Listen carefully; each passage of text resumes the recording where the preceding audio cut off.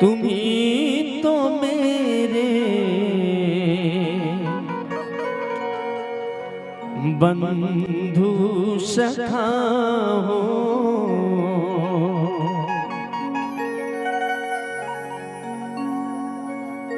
मुझ में रह कर मुझी से पर्दा पर्दा हटाना जरूर होगा। कई जन्मों से बुला रही हूँ, कोई तो रिश्ता जरूर होगा।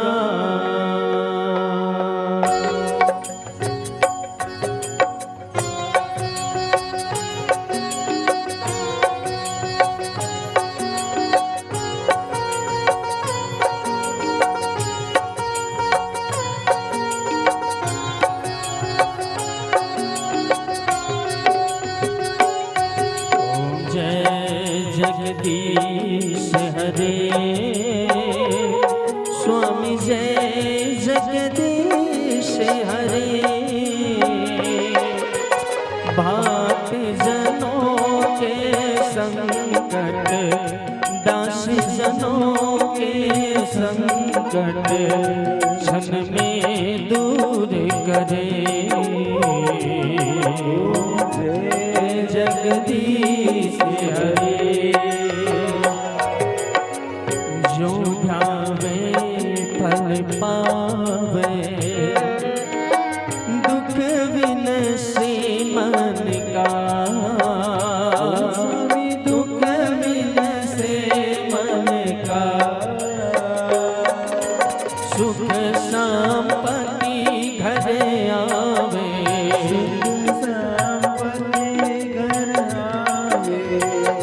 कष्ट मिटे तन का। जय जगदीश हरे। माता पिता तुम मेरे शरण गहूँ मैं किसकी। शरण गहूँ मैं किसकी। तुम बिना और न दूजा।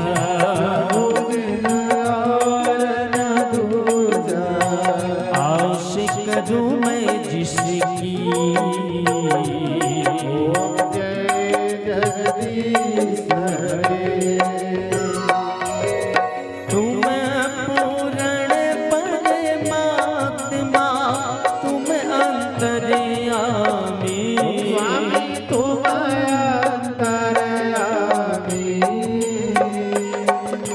पार ब्रह्मा परमेश्वर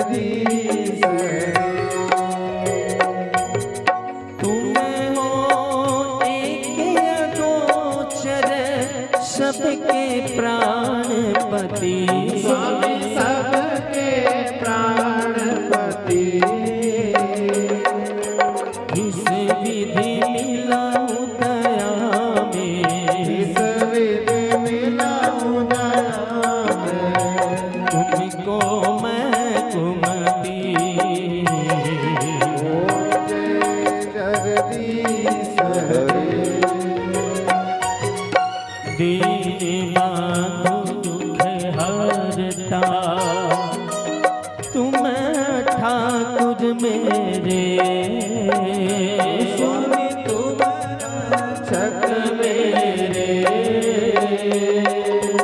अपने हाथ उठाओ करुणा हस्त बढ़ाओ द्वार पड़ा मैं तेरे ओम जय जगदीश हरे विषय विकार मिटावो पाप हरो देवा स्वामी पाप हरो देवा श्रद्धा भक्ति बढ़ाओ श्रद्धा प्रेम बढ़ाओ संतन की सेवा ओम जय जगदीश हरे तन मन धन सब है तेरा समर्पण क्या लागे मेरा ओम जय जगदीश हरे श्री जगदीश की आरती जो कोई नर गावे स्वामी जो कोई नर गावे कहत शिवानंद स्वामी भगत शिवा हरि ज्ञानी सुख संपत्ति पावे ओम जय जगदीश हरे ओम जय जगदीश हरे स्वामी जय जगदीश हरे स्वामी जय जगन्नाथ हरे स्वामी जय राजीव लोचन हरे भक्त जनों के संकट दास जनों के संकट क्षण में दूर करे ओम जय जगदीश हरे स्वामी जय जगदीश हरे स्वामी जय जगदीश हरे कर्पूरगारम करुणावतारम संसार सारम भुजगेन्द्रहारम भावसंगम हृदयारविन्दे भावं भवानी सहितं नमामि मंदार माला कुलताए काले कपाल माला चित से कराए दिगंबराय दिगंबराय नमः शिवाय नमः शिवाय श्री कृष्ण गोविंद हरे मुरारी हे नाथ नारायण वासुदेवा कृष्ण गोविंद हरे मुरारी हे नाथ नारायण वासुदेवा हे नाथ नारायण वासुदेवा हे नाथ नारायण वासुदेवा हे नाथ नारायण वासुदेवा हे नाथ नारायण वासुदेवा तू है प्रभु मैं तेरा पुजारी हे नाथ नारायण वासुदेवा कृष्ण गोविंद हरे कृष्ण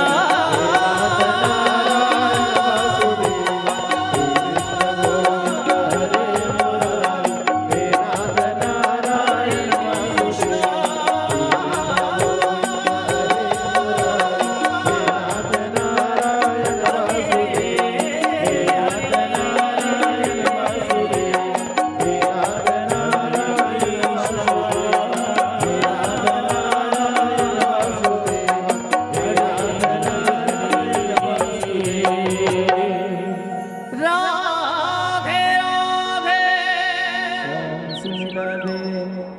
चार बार परिक्रमा कर लेंगे अपने अपने स्थानों पर कि जय दृधान व्रजरंदस्तान गंगण हदेगां सहस्रयोरजनेव धन्वानतरमसि यानि गानि च पापानि जनवान्दनकृतानि यत्तानि सर्वाणि विश्यन्तु प्रदक्षिणायां प्रदे जलेन शीतलीकरणं पुष्पै देवादिवन्दनम् आरोग्यार्थे आत्मादिवन्दनम् हस्तो वृक्षार्यं कुर्यात् हस्ते अक्षतपुष्पं गृहीत्वा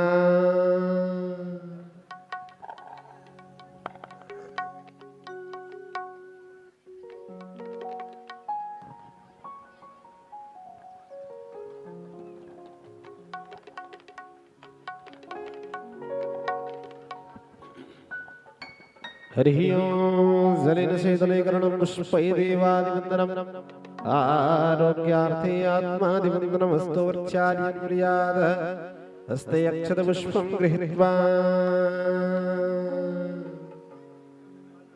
अथ श्रीमन्त्रपुष्पाञ्जलिं कुर्यात्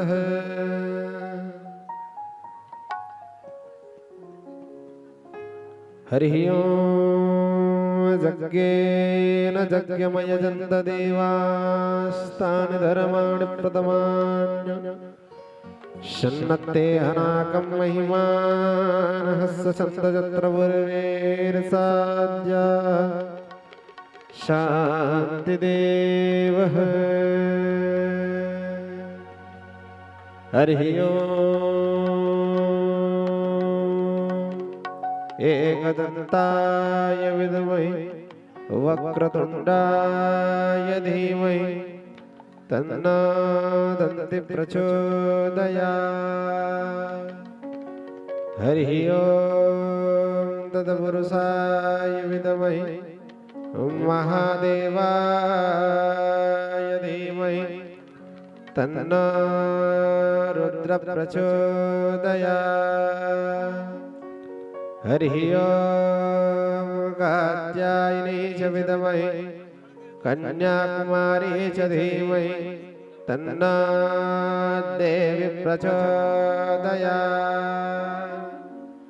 श्रीमन्तिकामकुलजं वडपागलाब्जे पुण्यागजादिकर्मेश्वरसालपुष्पे विलवा प्रभाः तुलसीदलमञ्जले मे त्वं पूजयामि जगदीश्वर मे प्रसीद किनाना सुगन्धपुष्पाणि यथा गारुद भवानि च पुष्पाञ्जलिर्मया दत्त्वा गृहाणं परमेश्वर श्रीपुराणपुरुषोत्तमाय नमो नमः मन्त्रपुष्पाञ्जलिं समर्पयामि। आइए भगवान की शरण में समर्पित कर दे। सभी भक्तगण जोड़ से एनर्जी के साथ सभी जयकारा लगाइएगा भक्ति भाव से।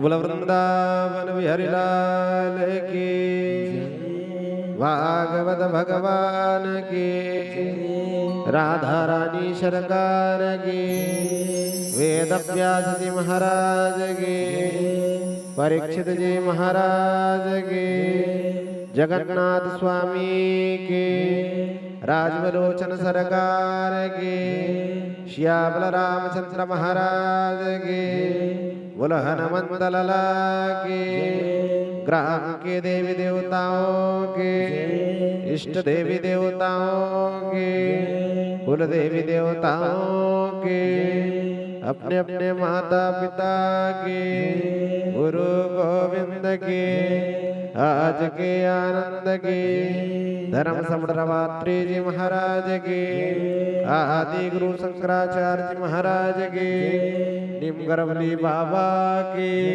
बागेश्वर धाम दरगार के, पूज्य गुरुदेव भगवान के, पूज्य व्यास जी महाराज के, पूज्य हीरेमण जी महाराज के, नमः पार्वती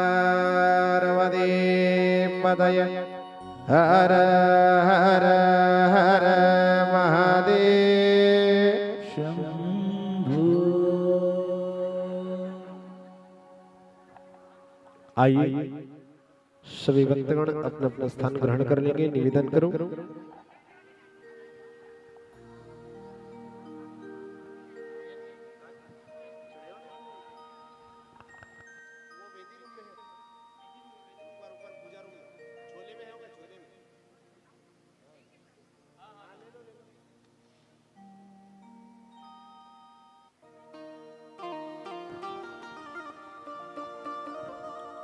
आइए सभी भक्तगण अपना अपना स्थान ग्रहण कर लेंगे। निवेदन करूं कृपया शांति बनाए रखेंगे।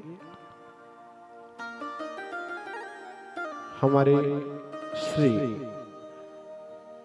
खपरी गांव के सभी समस्त ग्रामवासी, समस्त मोहल्लावासी सादर निवेदन करूं कि बड़े सुंदर दिव्य परगनिया परिवार की ओर से, श्री दाऊ जी की परिवार की ओर से बड़ी सुंदर दिव्य श्रीमद् भागवत ज्ञान अनुष्ठान की यह अमृत धारा बहने जा रही कि बड़ी सुंदर दिव्य आज की इस पावन चरित्रों का सभी रसपान करने का सौभाग्य प्राप्त हुआ। तो निवेदन करूं अपने गृह कार्य से निवृत्त होकर अपने घर के कामों से पूर्ण होकर आप सभी भक्तगण यथास्थान श्री परगनिया परिवार की इस अमृत धारा पितृमोक्ष प्राप्ति हेतु भागवत कथा श्रवण करने हेतु आप सभी भक्तजन अधिक से अधिक संख्या पर आएंगे कि बड़े सुंदर दिव्य आज की इस पावन चरित्र भगवान श्री शिव जी की विवाह होगी। तो निवेदन करूं अधिक से अधिक संख्या पर आएंगे आप सभी भक्तगण और इस पावन चरित्रों का रसपान कर अपने जीवन कृतार्थ करेंगे। जय श्री कृष्ण, जय राधे, जय घनश्याम, हर हर महादेव। सभी भक्तगण अपना अपना स्थान ग्रहण कर लेंगे।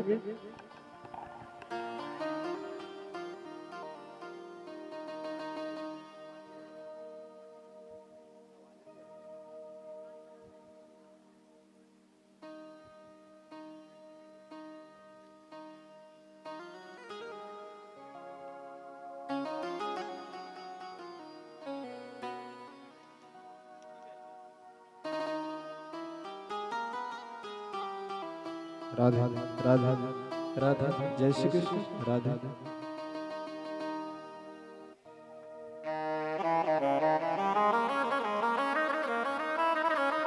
राधा राधा राधा, जय श्री कृष्ण, राधा।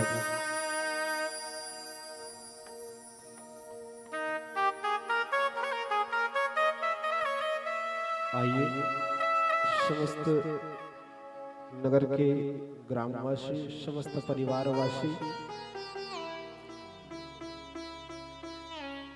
हमारे परगनिया परिवार की निमंत्रण कर स्वीकार कर जितने भी भक्तगण यहाँ पर उपस्थित हैं उन सभी भक्तों का हार्दिक स्वागत, अभिनंदन। सभी भक्तगण अपना स्थान ग्रहण कर लेंगे। निवेदन करूं और कृपया शांति बनाए रखेंगे। जय श्री कृष्ण, जय राधे, जय घनश्याम, हर हर महादेव। राधा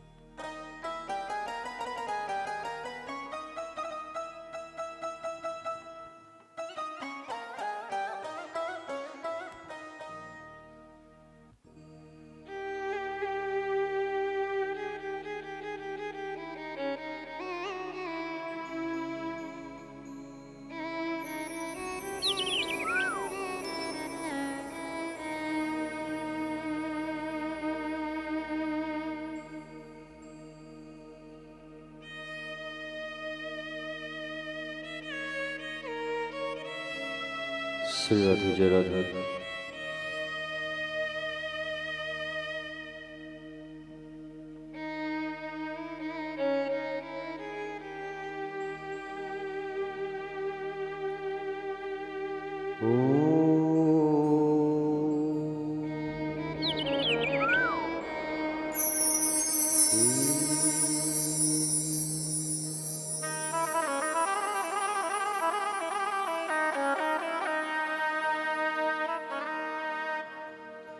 ओ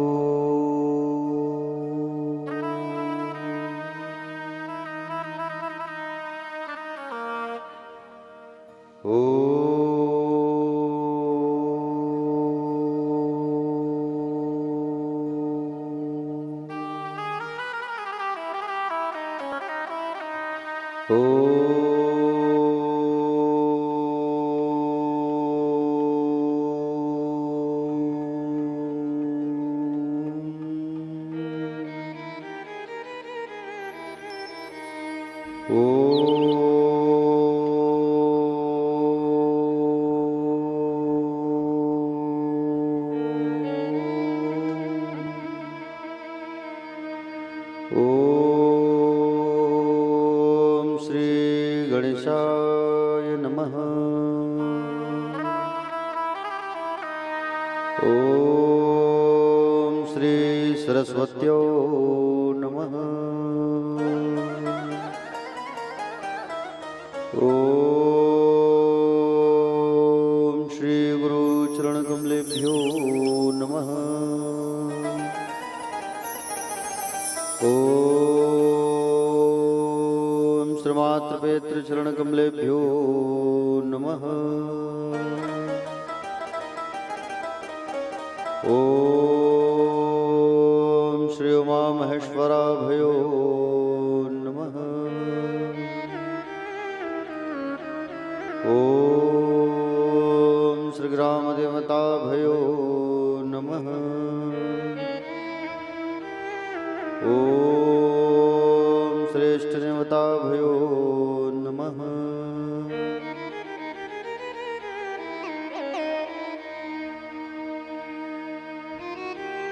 अज्ञानतिमिरान्धस्य ज्ञानाञ्जनशलाकया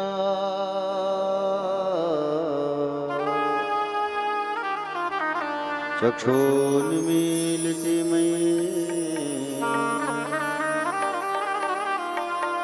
तस्मै श्री गुरुवे नमः।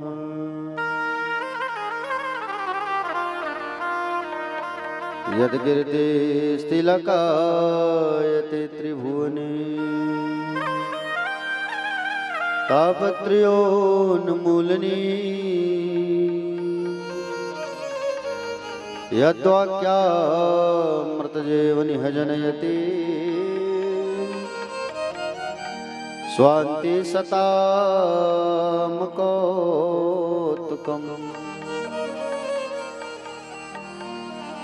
यत्र पादाब्जप्रसादकणतः कैवल्यमापद्यते सोऽयं कोऽपि महेश्वरो विजयते श्रीपाणिपात्रो गुरुवे नमः।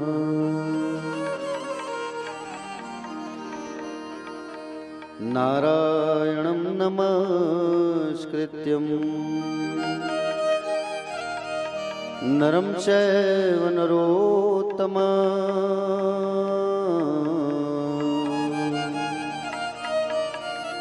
देवी सरस्वतीर्व्यासं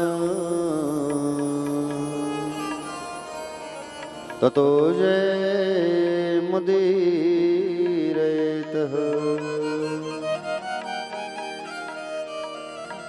नमो भगवते तोभ्यं वासुदेवाय धीमहि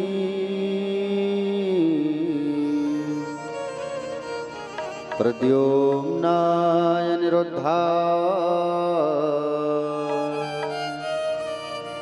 नमः शङ्कर्षणाय च मर्हपीडं नटवरवपुः कर्णयो कर्णिकारं विप्रदासा कनककपिशं वैजन्ती चमाला रन्ध्राणवेणोरधर शुधया पूरयन् गोपवन्दे वृन्दारण्यस्वपदरमणम् प्राविशद्गीतकीर्तिः देवी प्रपन्नार्ति हरे प्रसीद प्रसीद मातर्जगतोऽखिलस्य प्रसीद विश्वेश्वर पाहि विश्वं त्वमीश्वरी देवी चराचरस्य ज्ञानिनामपि चेतांसि देवी भगवती सा मलादा कृष्णमोह महामाया प्रयच्छति जय जय श्री राधारमण जय जय नवल किशोर जय गोपी चित्तचोर प्रभु जय जय माखन चोर या कुंदेन्दु तुषार हार धवला या शुभ्रवस्त्रावृता या वीणा वरदण्डमण्डितकरा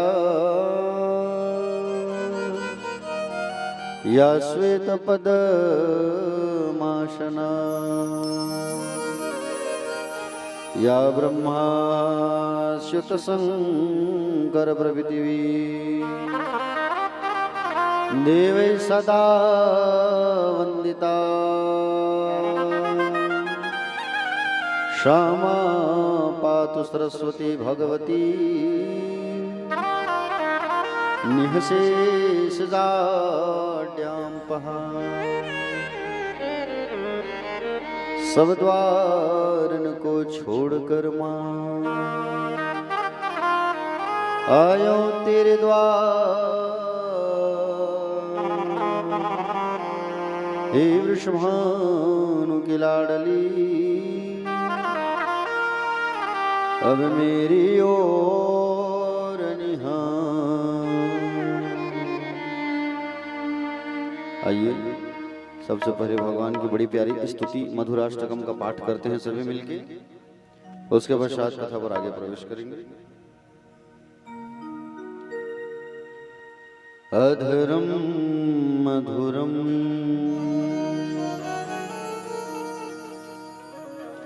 वदनं मधुरं नयनं मधुरं हसितं मधुरम्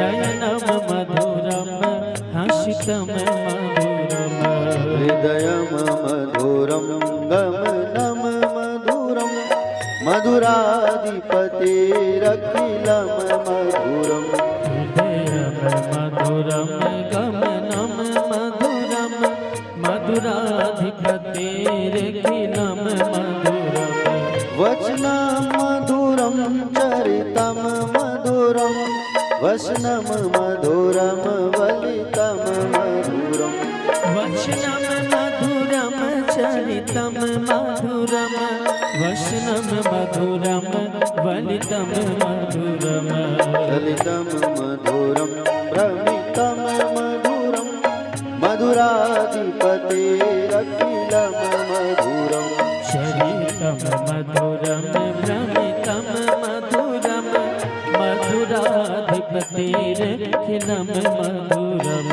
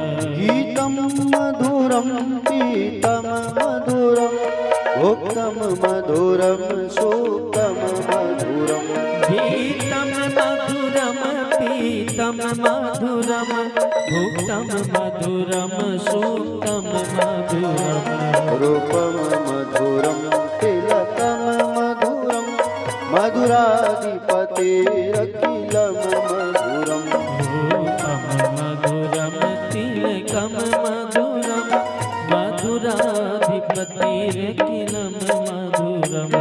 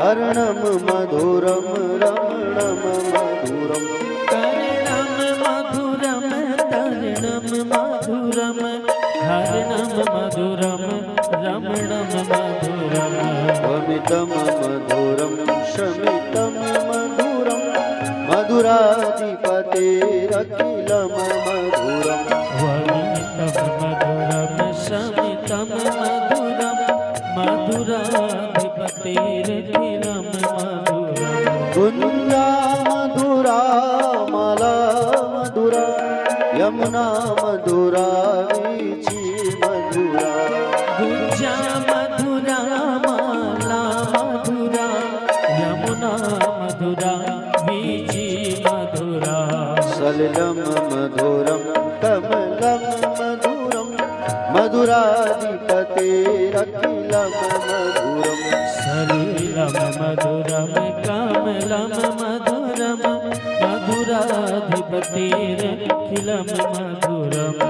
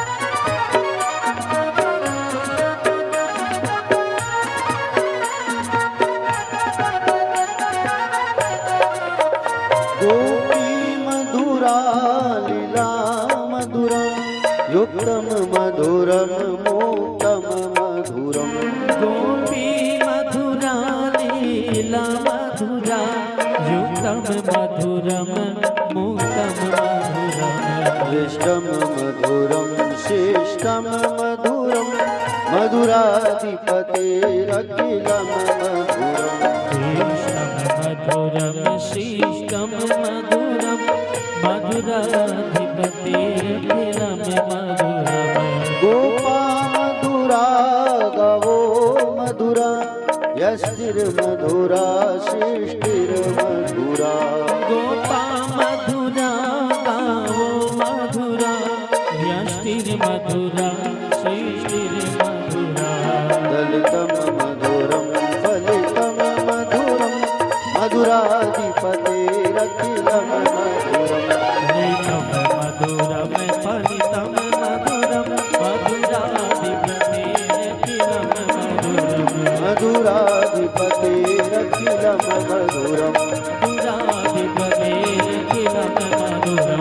मधुराधिपतेरखिलं मधुरम् मधुरमधिपतेरखिलं मधुरम्। बोलिए भागवत भगवान की जय, व्यास नारायण भगवान की जय, श्री सुखदेव जी भगवान की जय, श्री परीक्षित जी महाराज की जय, श्री सीताराम जी भगवान की जय, वीर हनुमंत लला की जय, बाके बिहारी लाल की जय, कुंज बिहारी लाल की जय, सांवरिया सेठ सरकार की जय, पूज्य अपने अपने माता पिता की जय, पूज्य अपने अपने गुरुदेव भगवान की जय। कथा पंडाल में विराजमान सभी भक्तजन, आदरणीय जन, सम्माननीय जन, करुणामयी, ममतामयी, वात्सल्यमयी, दयामयी, कृपामयी माताएं और नंद वसुदेव जैसे पिता तुल्य गणमान्य जन, युवा भाई बहन, दूर दूर से पधारे हुए सभी भक्तजन, आदरणीय जन, सम्माननीय जन, आप सभी का व्यासपीठ से हार्दिक वंदन है, स्वागत है, अभिनंदन है। आप सबको सादर सीताराम, जय श्री कृष्ण, जय श्री राधे। आइए कथा में प्रवेश करने के पूर्व हम सब जो है 2 मिनट भगवान का नाम उच्चारण करते हैं। उसके पश्चात कथा में हम सब जो है आगे प्रवेश करेंगे, आगे बढ़ेंगे। आइए सभी मिलकर के ताली बजा करके संकीर्तन करते हैं छोटा सा। उसके पश्चात कथा पर आगे प्रवेश करेंगे। बोले बाके बिहारी लाल की जय, मेरा आपकी कृपा से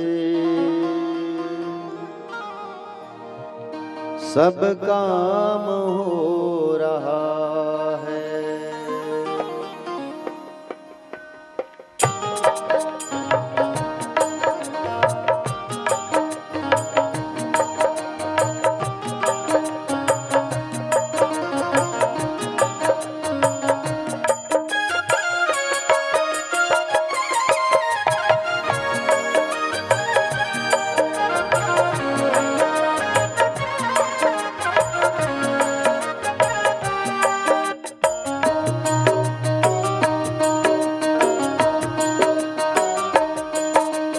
मेरा आपकी कृपा से सब काम हो रहा है।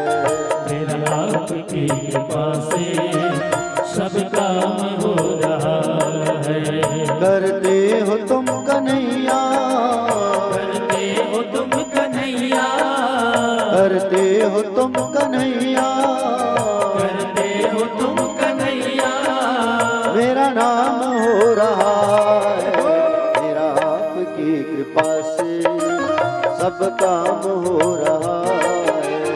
मेरा आपकी कृपा से सब काम हो रहा है।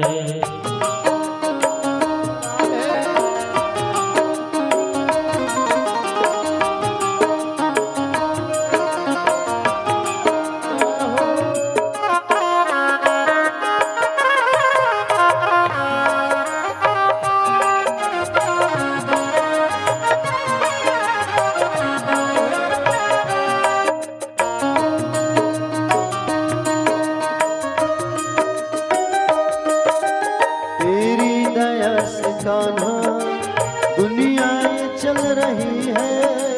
तेरी दया से कान्हा दुनिया ये चल रही है। हैरान है जमाना मंजिल भी मिल रही है। हैरान है जमाना मंजिल भी मिल रही है। ओ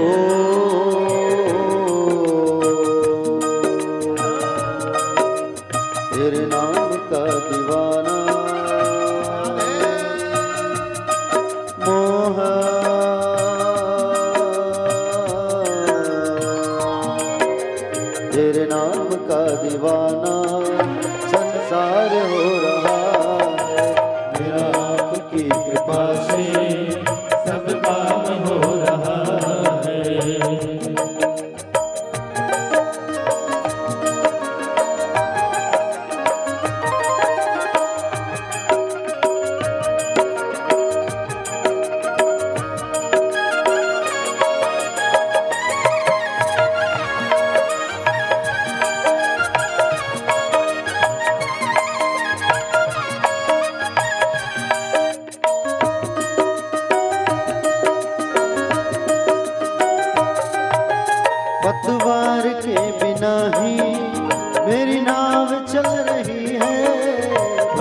यार के बिना ही मेरी नाव चल रही है।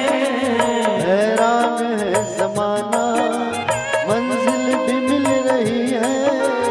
हैरान है जमाना मंजिल भी मिल रही है।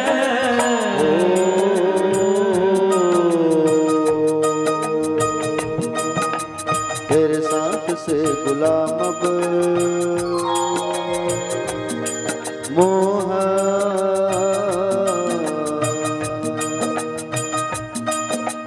तेरे साथ से गुलाम अब गुलफाम हो रहा है। मेरी आपकी कृपा से सब काम हो रहा है।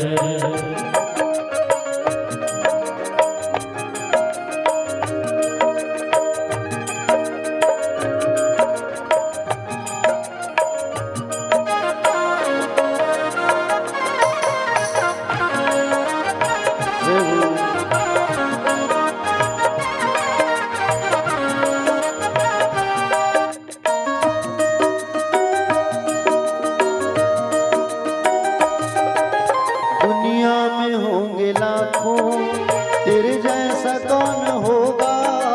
दुनिया में हो जगह को तेरे जैसे कौन होगा।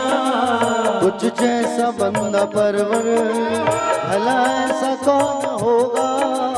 तुझसे जगह परवर हरि नाम कैसा होगा। ओ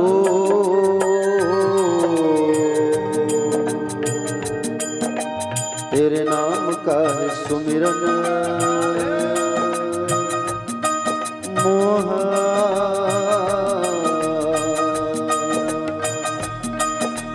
तेरे नाम का है सुमिरन संसार कर रहा है। मेरा आपकी कृपा से सब काम हो रहा है। करते हो तुम कन्हैया, करते हो तुम कन्हैया, करते हो तुम कन्हैया, करते हो तुम कन्हैया। मेरा नाम हो रहा है। मेरा आपकी कृपा से सब काम हो रहा है। मेरा आपकी कृपा से सब काम हो रहा है। मेरा आपकी कृपा से सब काम हो रहा है। मेरा आपकी कृपा से सब काम हो रहा है। मेरा आपकी कृपा से सब काम हो रहा है। मेरा आपकी कृपा से सब काम हो रहा है। सब काम हो रहा है। सब काम हो रहा है। सब काम हो रहा है। सब काम हो रहा है। सब काम हो रहा है। सब काम हो रहा है। बोले बाके बिहारी लाल की। दोनों हाथ उठाइए एक बार और हाथ उठा करके बड़े भाव से कहेंगे सभी राधे राधे। श्री राधे।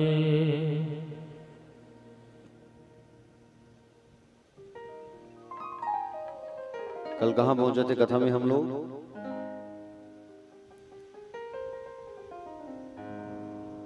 परीक्षित जी को कल श्राप लगा था, है ना? और परीक्षित जी को कल श्राप लगा। किसने श्राप दिया? श्रृंगी ऋषि। अच्छा, श्रृंगी ऋषि ने श्राप क्यों दिया? क्योंकि उनके पिता के गले में मरे हुए सांप को राजा परीक्षित जी ने डाला था।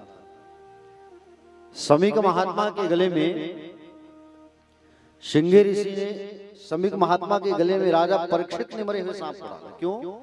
क्योंकि उनके सिर पर कली काल का वास हो गया था। स्वर्ण का मुकुट उन्होंने जो धारण किया था वो एक अधर्मी का मुकुट था, और जरासंध का मुकुट उन्होंने धारण किया हुआ था, जिसके कारण कलियुग को स्थान मिला है 5वां स्थान स्वर्ण पर।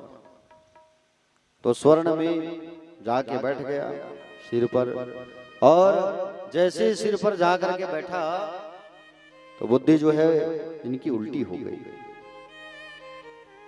राजा परीक्षित को श्राप मिल गया कि बोले 7वें दिन में तक्षकनाग आएगा और आपको डसेगा। वो राजा परीक्षित जिन्होंने हमेशा सत्कर्म किया है, सत्कार्य किया है, संतों की सेवा किया है, गरीबों की सेवा किया है, ब्राह्मणों की सेवा किया है, आज उनके हाथ से एक संत का अपमान हो गया है ना। उनके हाथों से एक संत का अपमान हो गया, एक ब्राह्मण का अपमान हो गया। और वो भला श्रृंगी जो है अपमान होते हुए देख कैसे सकता है, उनका पिता है। जीवन में कभी भी एक चीज याद रखना, माता पिता और गुरु का जहां अपमान होता है वहां आप बिल्कुल ठहरना मत। अगर आप जवाब देने में सक्षम हो तो जवाब देना, अगर आप जवाब नहीं दे सकते तो वहां से चुपचाप निकल जाना। बुराई कभी मत सुनना माता पिता और गुरु की, ठीक है। आज उनके पिता का अपमान किया परीक्षित ने, जिसके कारण श्रृंगी महाराज ने जल उठा करके श्राप दे दिया कि बोले जाओ तुम्हारी मृत्यु 7वें दिन में होगी तक्षकनाग के डसने से। श्राप जैसे ही मिला तो राजा परीक्षित तुरंत अपने बेटे को राज सिंहासन पर बैठाए, राजगद्दी पर, विरासत अब तुम्हें संभालना है। और तुरंत तत्काल राजश्री वस्त्रों को निकाल करके वनवासी वेशभूषा धारण करके परीक्षित जी कहाँ चले आए? गंगा किनारे। गंगा को वरदान प्राप्त है कि मरने के समय लोग मेरी शरण में आए। समझ रहे हो ना? दुर्वासा जी ने वरदान दिया है माँ गंगा को, इसलिए लोग जब मरने वाले होते हैं तो उन्हें गंगा जल पिलाया जाता है। पिलाते हैं कि नहीं पिलाते हैं? गंगा जल पिला दो भाई, इनका स्वर्गवास होने वाला है, ऐसा कहते हैं कि नहीं कहते हैं? प्यारे भक्तजन, परीक्षित जी महाराज आज गंगा के किनारे आकर के विराजमान हो गए हैं और 1000 2000 नहीं, वहां पर 25,000 संत इकट्ठा हो गए हैं, बड़े बड़े संत महात्मा। उसी स्थान पर भगवान श्री सुखदेव जी का आगमन हुआ और भगवान श्री सुखदेव जी महाराज का जैसे ही आगमन हुआ वहां पर, तो सुखदेव जी महाराज को आते देख करके सब खड़े हो गए। बड़े बड़े उनके दादा परदादा भी खड़े हुए थे, वहां बैठे थे, सब खड़े हो गए। क्योंकि सुखदेव जी ज्ञानी है। पूजा किसकी होती है? जिनकी हाइट बड़ी होती है उनकी पूजा नहीं होती, जो जाति से बड़ा होता है उनकी पूजा नहीं होती, जो पद में बड़ा होता है, प्रतिष्ठा में बड़ा होता है, पैसे में बड़ा होता है, उनकी पूजा नहीं होती। पूजा किसकी होती है? ज्ञानी की होती है। जो ज्ञानी होता है उनका ही पूजा होता है। तो प्यारे भक्तजन, वहां पर ज्ञानी कौन है? भगवान श्री सुखदेव जी महाराज। सारे लोग खड़े होकर के सुंदर उनका अभिवादन किए हैं, प्रणाम किए हैं। परीक्षित ने सुंदर आसन पर बैठाया उनको और सुंदर आसन पर जैसे ही परीक्षित जी ने उनको बैठाया, प्यारे भक्तजन, परीक्षित जी पूजा करने लगे श्री सुखदेव जी भगवान की। और पूजा करने के बाद सुंदर कहने लगे कि बोले गुरुदेव मैं धन्य हो गया कि आप जैसे गुरु पधारे यहाँ। बाकी संतों ने इशारा किया जल्दी करो, ये ऐसे संत हैं कि एक गाय को दूहने में जितना समय लगता है ना, उतने समय ही एक स्थान पर ठहरते हैं, ज्यादा देर तक ठहरते नहीं है। ये प्रशंसा करोगे तो चले जाएंगे, काम की बात करो। सुखदेव भगवान के पास राजा परीक्षित कहने लगे कि बोले प्रभु मुझे श्राप लगा है और 7वें दिन में मेरी मृत्यु होने वाली है। आप मुझे कुछ ऐसा उपाय बता देते कि मैं अपने 7 दिन में अपने जीवन को सुधार लेता, मेरी मृत्यु जो है मंगलमय बन जाती, कुछ ऐसा कर देते आप। सुखदेव भगवान ने कहा व्यर्थ की चिंता ना करो राजन, हम तुम्हें भागवत की कथा रसपान कराएंगे। श्रीमद् भागवत की कथा हम तुम्हें रसपान कराएंगे, जिससे तुम्हारी मृत्यु जो है मंगलमय बन जाएगी। मृत्यु तुम्हारा मंगलमय बन जाएगा, जीवन तुम्हारा सुधर जाएगा। प्यारे भक्तजन, श्री सुखदेव भगवान के सामने राजा परीक्षित ने सबसे पहला प्रश्न किया। बोले गुरुदेव एक प्रश्न करना चाहता हूं। सबसे पहला प्रश्न राजा परीक्षित कि यथा पृच्छामि संसिद्धि योगिनाम परम गुरु कुरसे यत कार्य म्रियमाणस्य शरवथा। बोले हे प्रभु, जिनके निकट मृत्यु आ जाए उन्हें क्या करना चाहिए? पहला प्रश्न, जिनके निकट मृत्यु आ जाए उसे क्या करना चाहिए? मान लो जाए तड़फड़ आप मरने वाले हो, एक उदाहरण, तो आप क्या करोगे? बोलिए। आप वही करोगे तो आपका मन कहेगा। मन क्या कहेगा कि सबको मैं परिवार वालों को देख लेती जाने से पहले, बेटा बेटी नाती पंथी सब इकट्ठा करो, फिर जल्दी फोन करो, बुलाओ सबको, है कि नहीं? जीवन भर तो तुम उस परिवार को देखे हो, क्या उस परिवार को देखने से तुम्हारी मुक्ति होगी? ना। अंतिम समय में इन सभी चीजों का हमको ध्यान नहीं करना है। जब मृत्यु आ जाए याद रखना, और सबको यही कहना, सबको यही सलाह देना, जिनके निकट तड़फड़ मृत्यु आ जाए, अगर तुम वहां उपस्थित हो, तुम्हारे कोई परिजन, तुम्हारे कोई परिवार के, तुम्हारे कोई संगी साथी सहयोगी, अगर उनकी भी मृत्यु होने वाली है और तुम वहां पहुंचे हो अंतिम मेला में, तो उन्हें केवल यही कहना, भैया तुम केवल भगवान का नाम जपो, इसी से तुम्हारी सद्गति होगी, मुक्ति होगी। राजा परीक्षित ने सबसे पहले जब यह प्रश्न किया कि बोले प्रभु, अगर संसार वालों के पास अगर मृत्यु आ जाए तो उन्हें क्या करना चाहिए? राजा परीक्षित ने ये नहीं पूछा कि मैं मरने वाला हूं, मुझे क्या करना है, ये आप बताओ। सबसे पहले पूछा क्या?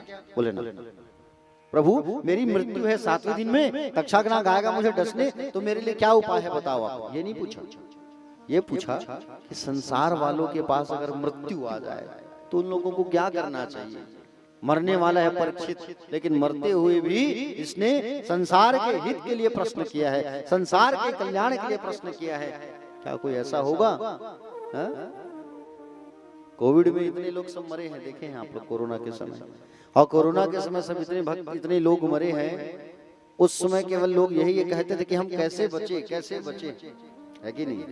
लोगों के मन में ये भावना नहीं थी कि बोले मेरे साथ 4 लोगों को भी कोरोना हुआ है तो उनको हम कैसे बचाएं, क्या उपाय करें, या संसार वालों के लिए हम क्या ऐसा कुछ कहें कि बोले इन सब का बोले उद्धार हो, कल्याण हो। ऐसा किसी ने नहीं कहा। लेकिन देखो राजा परीक्षित ने यह प्रश्न किया कि बोले प्रभु, जिनके निकट मृत्यु आ जाए उन्हें क्या करना चाहिए।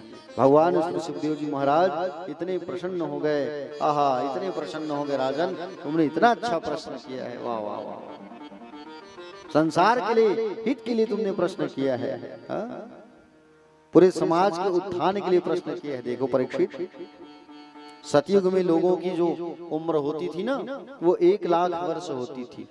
सतयुग के लोग 1 लाख साल जीते थे।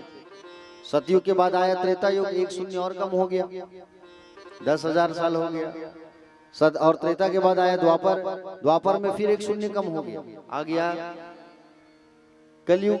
द्वापर के लोग 1000 साल जीते थे, सतयुग के लोग 1 लाख, 1 लाख में फिर 1 शून्य कम हुआ 10,000, 10,000 में फिर 1 शून्य कम हुआ 1000, और 1000 में फिर 1 शून्य कम हुआ 100 साल। कलयुग के लोगों की आयु कितनी है? 100 वर्ष निर्धारित की गई है। आजकल कुछ कहा नहीं जा सकता कि बोले कब किसके ऊपर क्या हो जाए, ये कलयुग का असर है, क्योंकि कलयुग चल रही है। प्यारे भक्तजन, 3 वर्ष की उम्र में बच्चे को चश्मा लग जाता है, 16 वर्ष की आयु में बाल सफेद हो जाते हैं, 30 वर्ष का आदमी मधुमेह का बीमारी हो जाता है, डायबिटीज, 35 वर्ष के आदमी को आज हार्ट अटैक आ रहा है। ये कलयुग नहीं तो क्या है बताइए। सुखदेव जी कहते हैं वेद की ओर से कलयुग में व्यक्ति की जो उम्र है 100 वर्ष निर्धारित की गई है, और लेकिन 100 वर्ष में ये जो आदमी है ना, मनुष्य, ये 100 वर्ष में प्यारे 50 वर्ष तो सोते सोते निकाल देता है कि नहीं? 50 साल केवल सोना है, अच्छे से सोना है। उसमें से 20 साल तो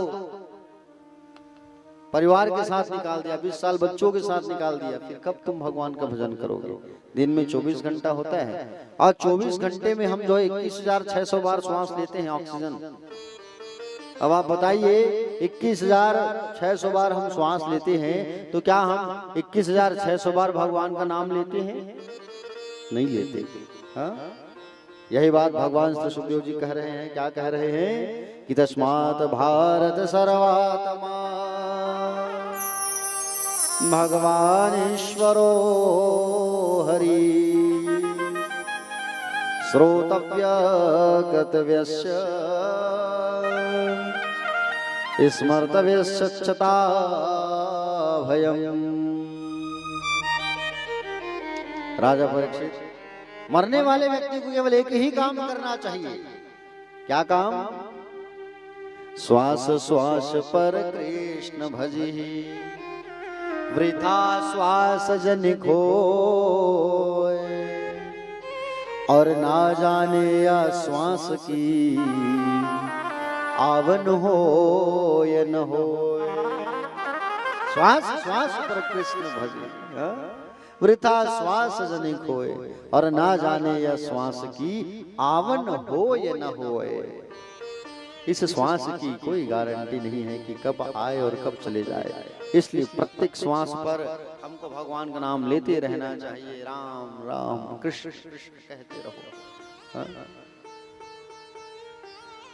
सो रहे हो तो कहो राम राम कृष्ण कृष्ण, उठ रहे हो तो कहो राम राम कृष्ण कृष्ण, खा रहे हो भोजन तो खाने से पहले कहो राम राम कृष्ण कृष्ण, नहा रहे हो तो नहाते नहाते भी कहो राम राम कृष्ण कृष्ण।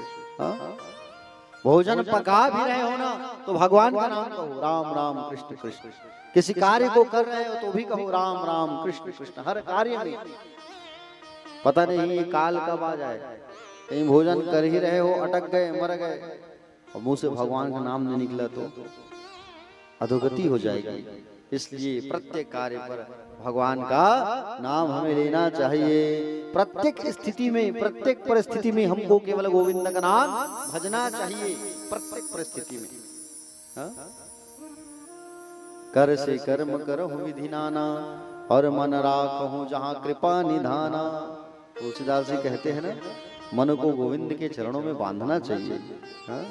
ये मन ही तो है बंधन और मुक्ति का कारण। ये मन जो होता है ना, यही बंधन और मुक्ति का कारण होता है। इस मन को समझाओ। आप बैठे हो कथा में आप, लेकिन मन चला गया कहाँ? अहिवारा है कि नहीं? आज वहां का कुछ मार्केट है, खरीदना है कुछ सामान। आप बैठे हो यहाँ, लेकिन ध्यान चला गया कहाँ? धमधा की ओर। है कि नहीं? यहाँ बैठे जरूर, शरीर यहाँ है, मन वहां चला गया। बैठे हो यहाँ, लेकिन तुरंत मन चला गया रायपुर, मार्केट जाना है, गोल बाजार। तो इस मन को समझाना है हमको। इस मन को भगवान के चरणों में लगाओ। आप प्यारे भक्तजन, भगवान श्री सुखदेव जी महाराज कहे राजा परीक्षित से, बोले हे राजन, इस मन को भगवान के चरणों में लगाना चाहिए। परीक्षित जी ने कहा, इस मन को भगवान के चरणों में कैसे लगाए, ये बताइए आप। इस मन को गोविंद के चरणों में अगर लगाना है तो उसके लिए मन को वश में करना है तो 4 बातों को ध्यान में रखो। कितनी बातों को? 4 बातों को ध्यान में रखो। जितासनो जित श्वासो जित संगो जित इंद्रिया स्त्रे भगवतो रूपी मन संसारे ददिया। पहला है आसन को जीतो। मन को जीतना है तो आसन को जीतना होगा। आसन को जीतने का मतलब क्या हुआ? एक स्थान में बैठने की आदत डालना होगा हमको। ठीक है, एक स्थान पर बैठने की जब आदत डालेंगे ना, तो जब आदत बनेगा तभी हम भजन कर पाएंगे। दूसरा है जित श्वासो। जित श्वासो का मतलब है प्रातः काल जल्दी उठना। प्रातः काल जल्दी उठो तो मन जो है एकाग्रचित्त रहेगा आपका। प्रातः काल उठ करके भगवान का चिंतन करो। प्रातः काल उठ करके हम क्या करते हैं?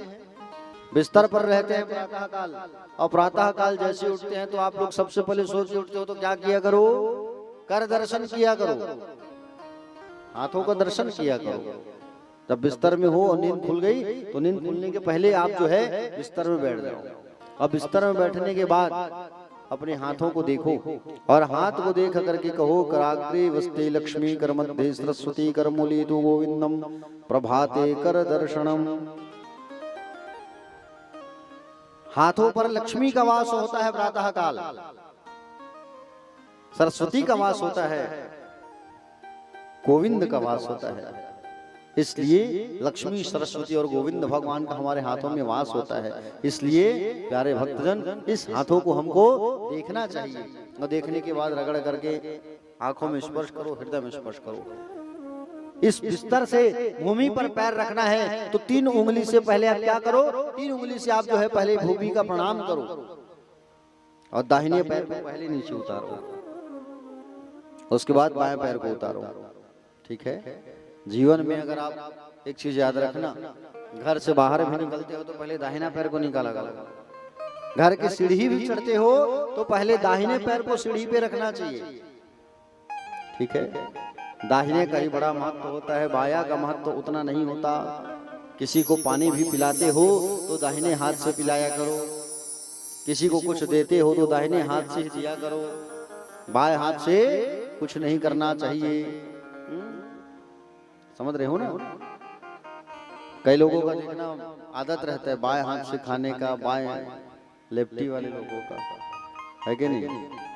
तो प्यारा दाहिने हाथ का ही प्रयोग करना चाहिए। आगे कहा कि बोले तीसरी बात कहा गया है जित संग। संग को हमेशा जितना चाहिए प्यारे। संग मतलब संग हमको अच्छा करना चाहिए। संग अच्छा रहेगा तो रंग अच्छा चढ़ेगा, और संग कहीं बुरा करेंगे तो रंग भी बुरा ही चढ़ेगा। प्यारे भक्तजन, चौथा बात कहा गया है जितेंद्रिया। इंद्रियों को जीतना है प्यारे भक्तजन, इंद्रियों को जीतना है तो इंद्रियों को वश में करने का प्रयास करो। ये इंद्रियां क्या है? अच्छा, इंद्रियां किसे कहते हैं? इंद्रियां कहते हैं हमारे आंख को, हमारे कान को, हमारा त्वचा, ये रोम, ये जीभ, ये नाक, यही तो इंद्रियां हैं। हमारे शरीर पर 5 कर्म इंद्रियां होती है और 5 ज्ञान इंद्रियां होती है, जिसका राजा होता है मन। कौन होता है? राजा होता है मन। इंद्रियों को जब जीतोगे तभी, इंद्रियों को जिसने संयमित नहीं किया उसका जीवन आदर्श नहीं बन सकता। परीक्षित, एकांत में बैठ जाओ और कहोगे जीवन आदर्श बन जाए तो नहीं बन सकता। आगे प्रश्न किया कि बोले प्रभु एक बात बताओ, ये पूरा विश्व जो है भगवान इसको संचालन करते हैं, ये विश्व बनता कैसे है? तो सुखदेव भगवान ने कहा कि बोले राजन, सारी सृष्टि को चलाने वाले केवल भगवान नारायण हैं, और भगवान नारायण की इच्छा हुई, भगवान जो है कहे कि बोले सारी सृष्टि को चलाने की बात कर रहे हो राजा परीक्षित, सुनो, सृष्टि वर्णन की कथा आ रही है। ठीक है। भगवान नारायण, भगवान का नाम नारायण कैसे पड़ा है? नार धन अयन, नार कहा जाता है जल को, अयन का मतलब होता है विश्राम। ठीक है। नार कहते हैं जल को, अयन कहते हैं विश्राम को। जल पर जो अयन करते हैं उसे कहते हैं नारायण। और नारायण की इच्छा हुई कि मैं एक से अनेक हो जाऊं। भगवान की इच्छा हुई कि मैं एक से अनेक हो जाऊं। अब भगवान ने मन में संकल्प कर लिया। अब भगवान संकल्प किया और संकल्प मात्र से ही भगवान जो है इस सृष्टि की रचना की है, संकल्प मात्र से। प्यारे भक्तजन, भगवान का ये विचार आया, देखो ये संसार में पहले कुछ भी नहीं था। इस संसार में पहले स्थावर, जंगम, अंडज, उद्भिज, स्वेदज बिल्कुल कुछ भी नहीं था, केवल भगवान नारायण थे, परब्रह्म। और उन्होंने विचार किया कि बोले मैं एक से अनेक हो जाऊं, सृष्टि को विस्तार करूं, और मैं एक से अनेक हो जाऊं, ऐसा विचार करके इन्होंने क्या किया, भगवान के मन में बात आया। अच्छा, भगवान का स्वरूप कैसा है? आइए इनको जानते हैं थोड़ा सा। भगवान का स्वरूप, इस संसार में जितने पेड़ पौधे हैं ये भगवान नारायण के शरीर का रोम है। रोम क्या है? रोम। जितनी संसार में नदियां हैं वो नदियां जो है भगवान के शरीर का नस है, नस, नेरो। जितने संसार में पहाड़ हैं वो भगवान के शरीर की हड्डियां हैं। एक आंख भगवान का सूर्य है और एक आंख भगवान का चंद्रमा है। समझ रहे हो ना? काली काली जो घटाएं आती है, कल देखा आप लोगों ने काली घटा आई थी, तो काली काली घटा जो आती है वो भगवान का क्या है? केश है, बाल।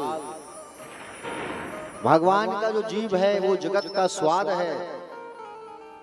प्यारे भक्तजन, भगवान का जो सीना है वो धर्म है, और भगवान का जो पीठ।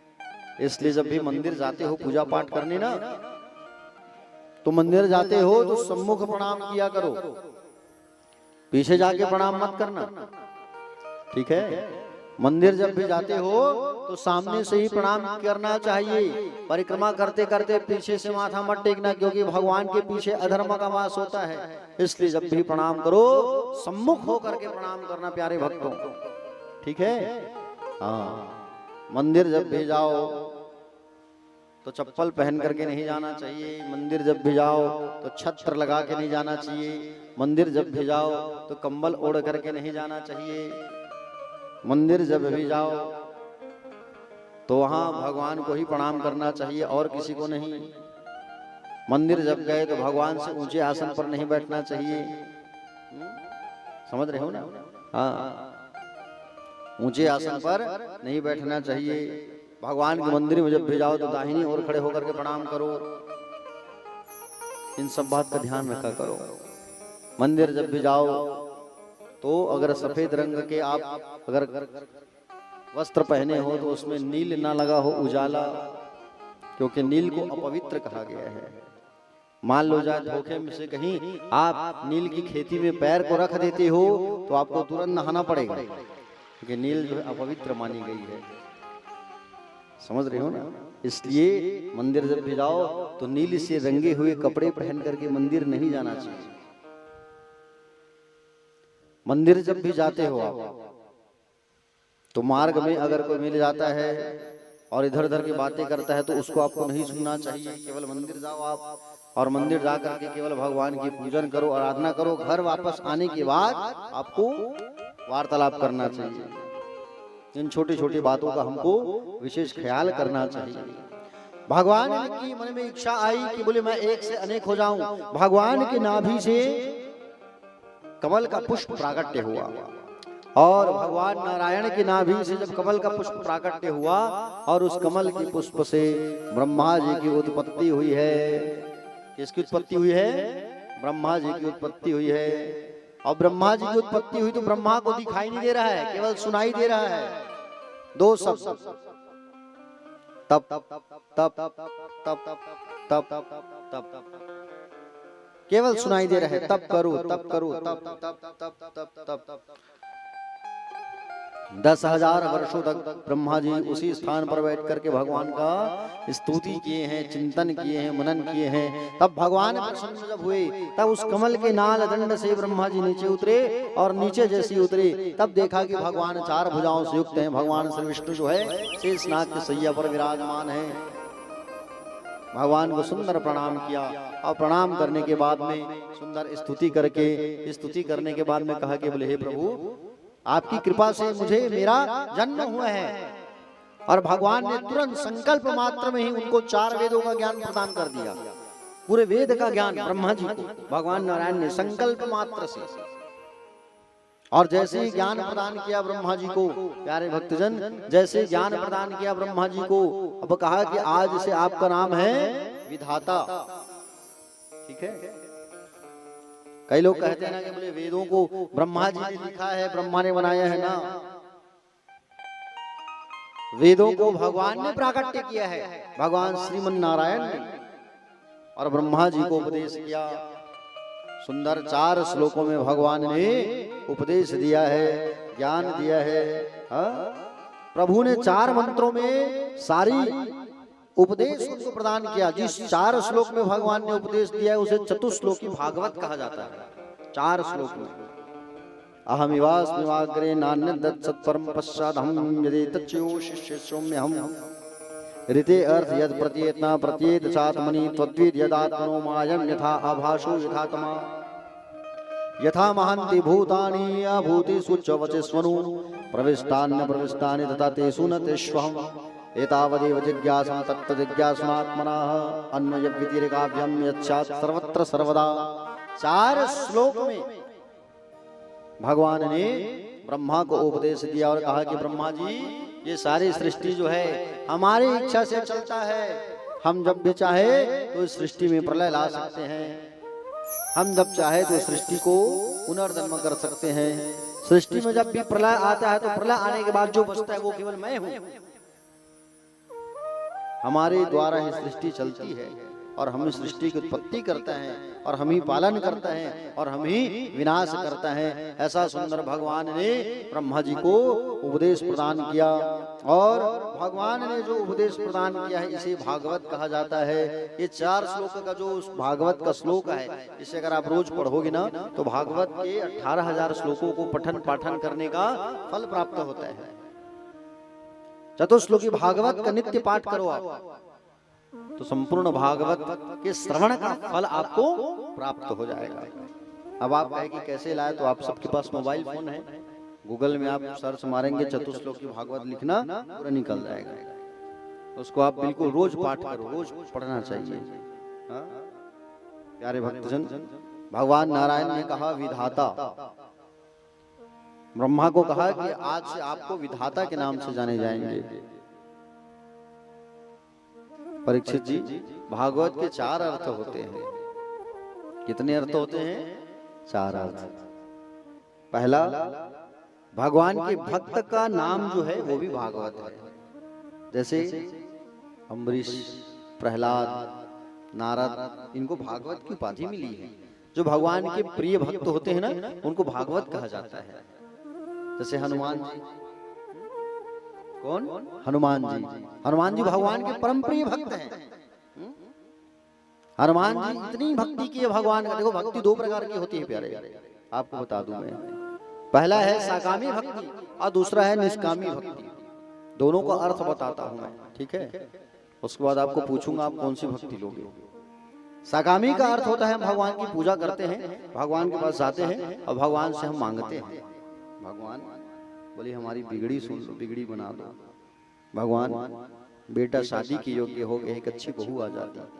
प्रभु बेटी शादी के योग्य हो गई, एक अच्छा दामाद मिल जाता। भगवान बेटे की नौकरी लग जाती। भगवान सारी समस्याओं का हल कर दो आप। हम भगवान की पूजा करते हैं और भगवान से मांगते हैं, तो इस मांगने वाली जो भक्ति है उसे कहा जाता है साकामी भक्ति।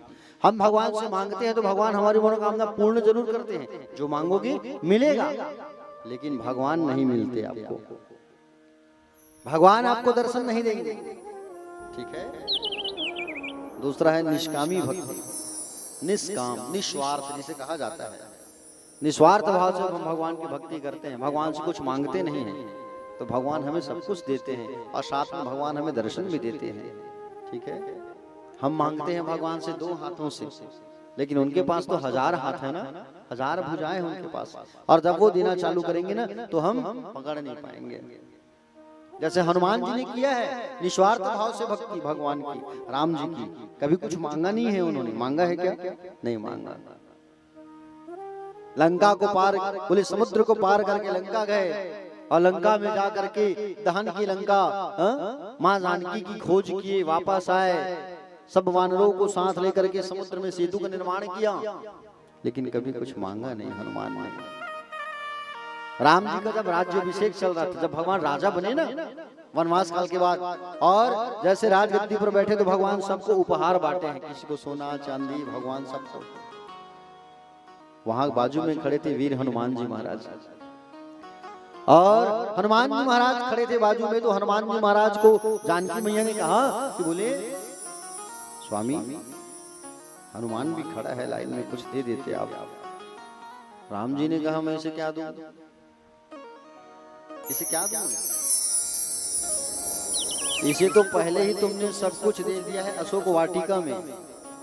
अजर अमर गुण निधि सुत हूं, करहूं सदा रघुनायक छोहूं। सब चीज तो तुमने दे दिया है, क्या दूं इसे मैं? इतना उपकार किया है इसने हनुमान ने मेरे ऊपर, प्रति उपकार करऊं का तोरा, सन्मुख हो ही सकत मन मोरा। इतना उपकार किया है हनुमान ने मेरे ऊपर, क्या दूं मैं इसे जानकी? हनुमान जी ने कभी कुछ भी नहीं मांगा भगवान से, बस वैसे ही भक्ति करो आप। हनुमान जी की तरह भक्ति हम सबको करना चाहिए। भगवान के मंदिर जाते हो, पूजा करते हो, फूल चढ़ाते हो, जल चढ़ाते हो, तो कभी कुछ मांगा मत किया करो। हाँ? ठीक है, बोलिए हनुमान जी महाराज की जय। थोड़ा जयकारा जोर से लगाया करो, ठीक है। चलिए बोलिए हनुमान जी महाराज की। दोनों हाथ उठा के कहो एक बार, राधे राधे। आइए हनुमान जी का एक छोटा सा भजन करते हैं, फिर कथा पर आगे प्रवेश करेंगे।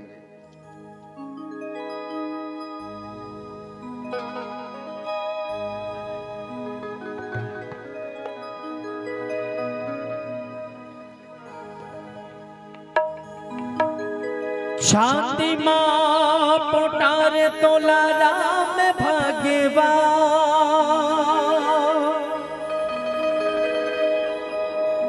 राक्षसिया माई तोला पुत्र के समान,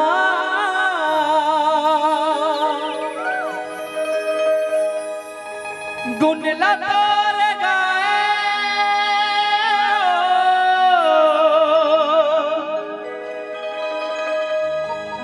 गुण लतोर गाएगा वेद और पुराण,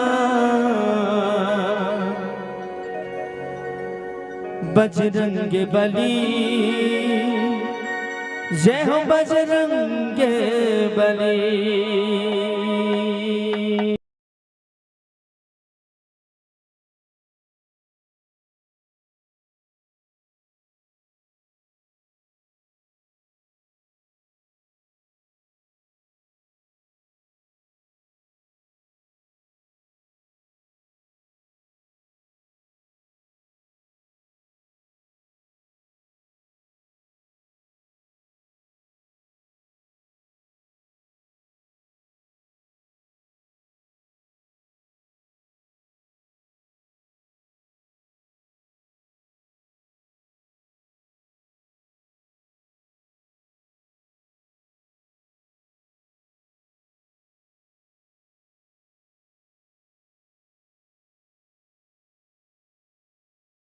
वेद और पुराण बली जय हो बजरंग बली, बजरंग बली जय हो बजरंग बली, बजरंग बली जय हो बजरंग बली, बजरंग बली जय हो बजरंग बली।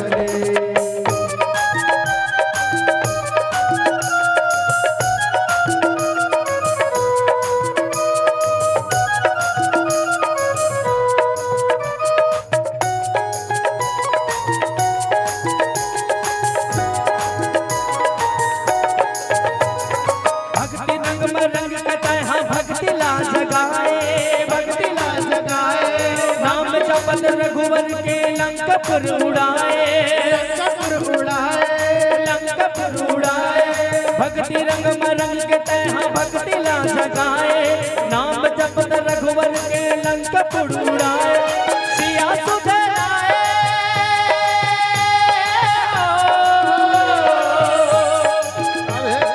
सिया सुधे आए, बन मन मलिए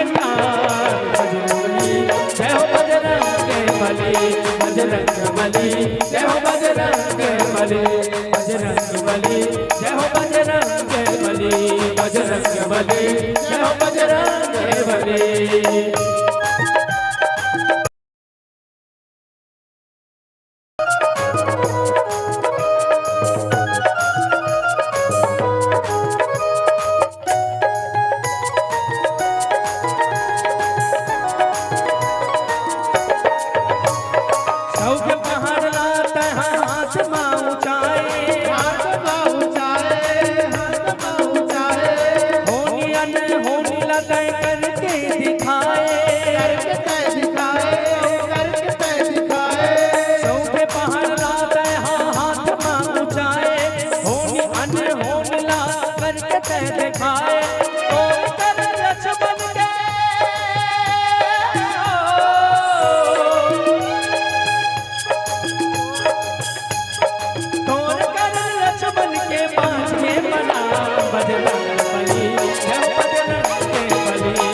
जय हो बजरंग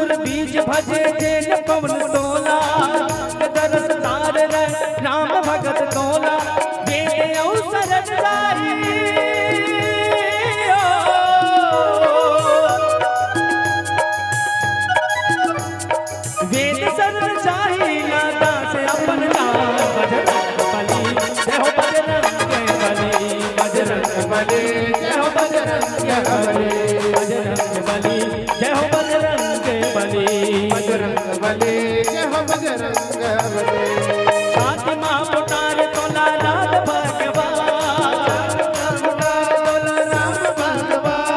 राम सिया माई तोला पुत्र के समान राग सिया माई तोला पुत्र के समान फातिमा पुकार तोला लाल भगवान राम सिया माई तोला पुत्र के समान गुण लगा लगाए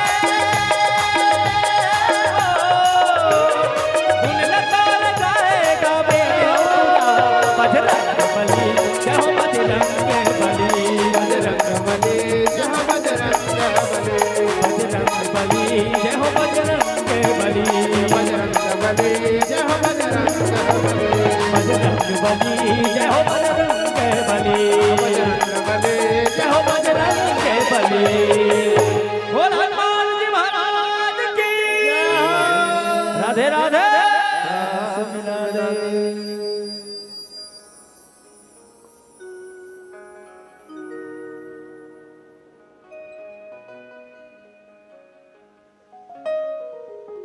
बोले वीर हनुमान जी महाराज की। चलिए एक बार दोनों हाथ उठाइए और हाथ उठा करके कहिए राधे राधे। देखो जब हम राधे राधे कहें ना तो आप लोग कहेंगे श्याम से मिला दे। क्या कहेंगे? श्याम से मिला दे। ठीक है। और जब मैं श्याम से मिला दे कहूंगा तो आप लोग कहेंगे राधे राधे। चलिए सब बोलिए मेरे साथ राधे राधे। थोड़ा आवाज निकालोगे ना तो बढ़िया लगेगा।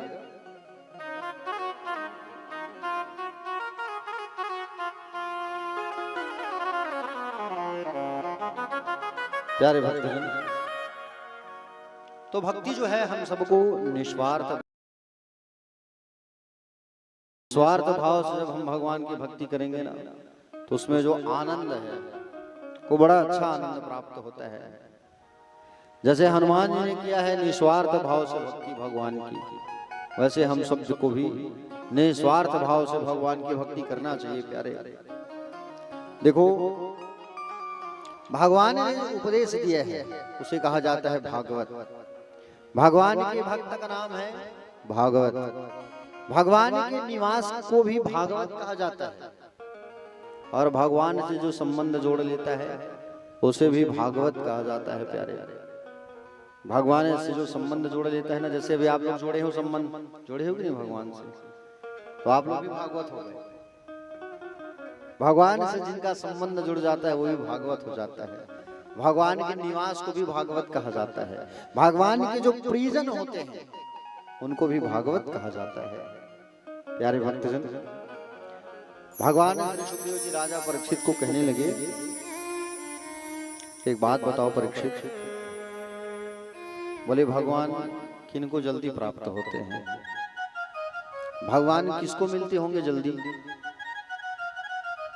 जो दिन में 4 बार नहाता है उसको मिलते होंगे क्या भगवान? परीक्षित ने कहा, बोले हाँ।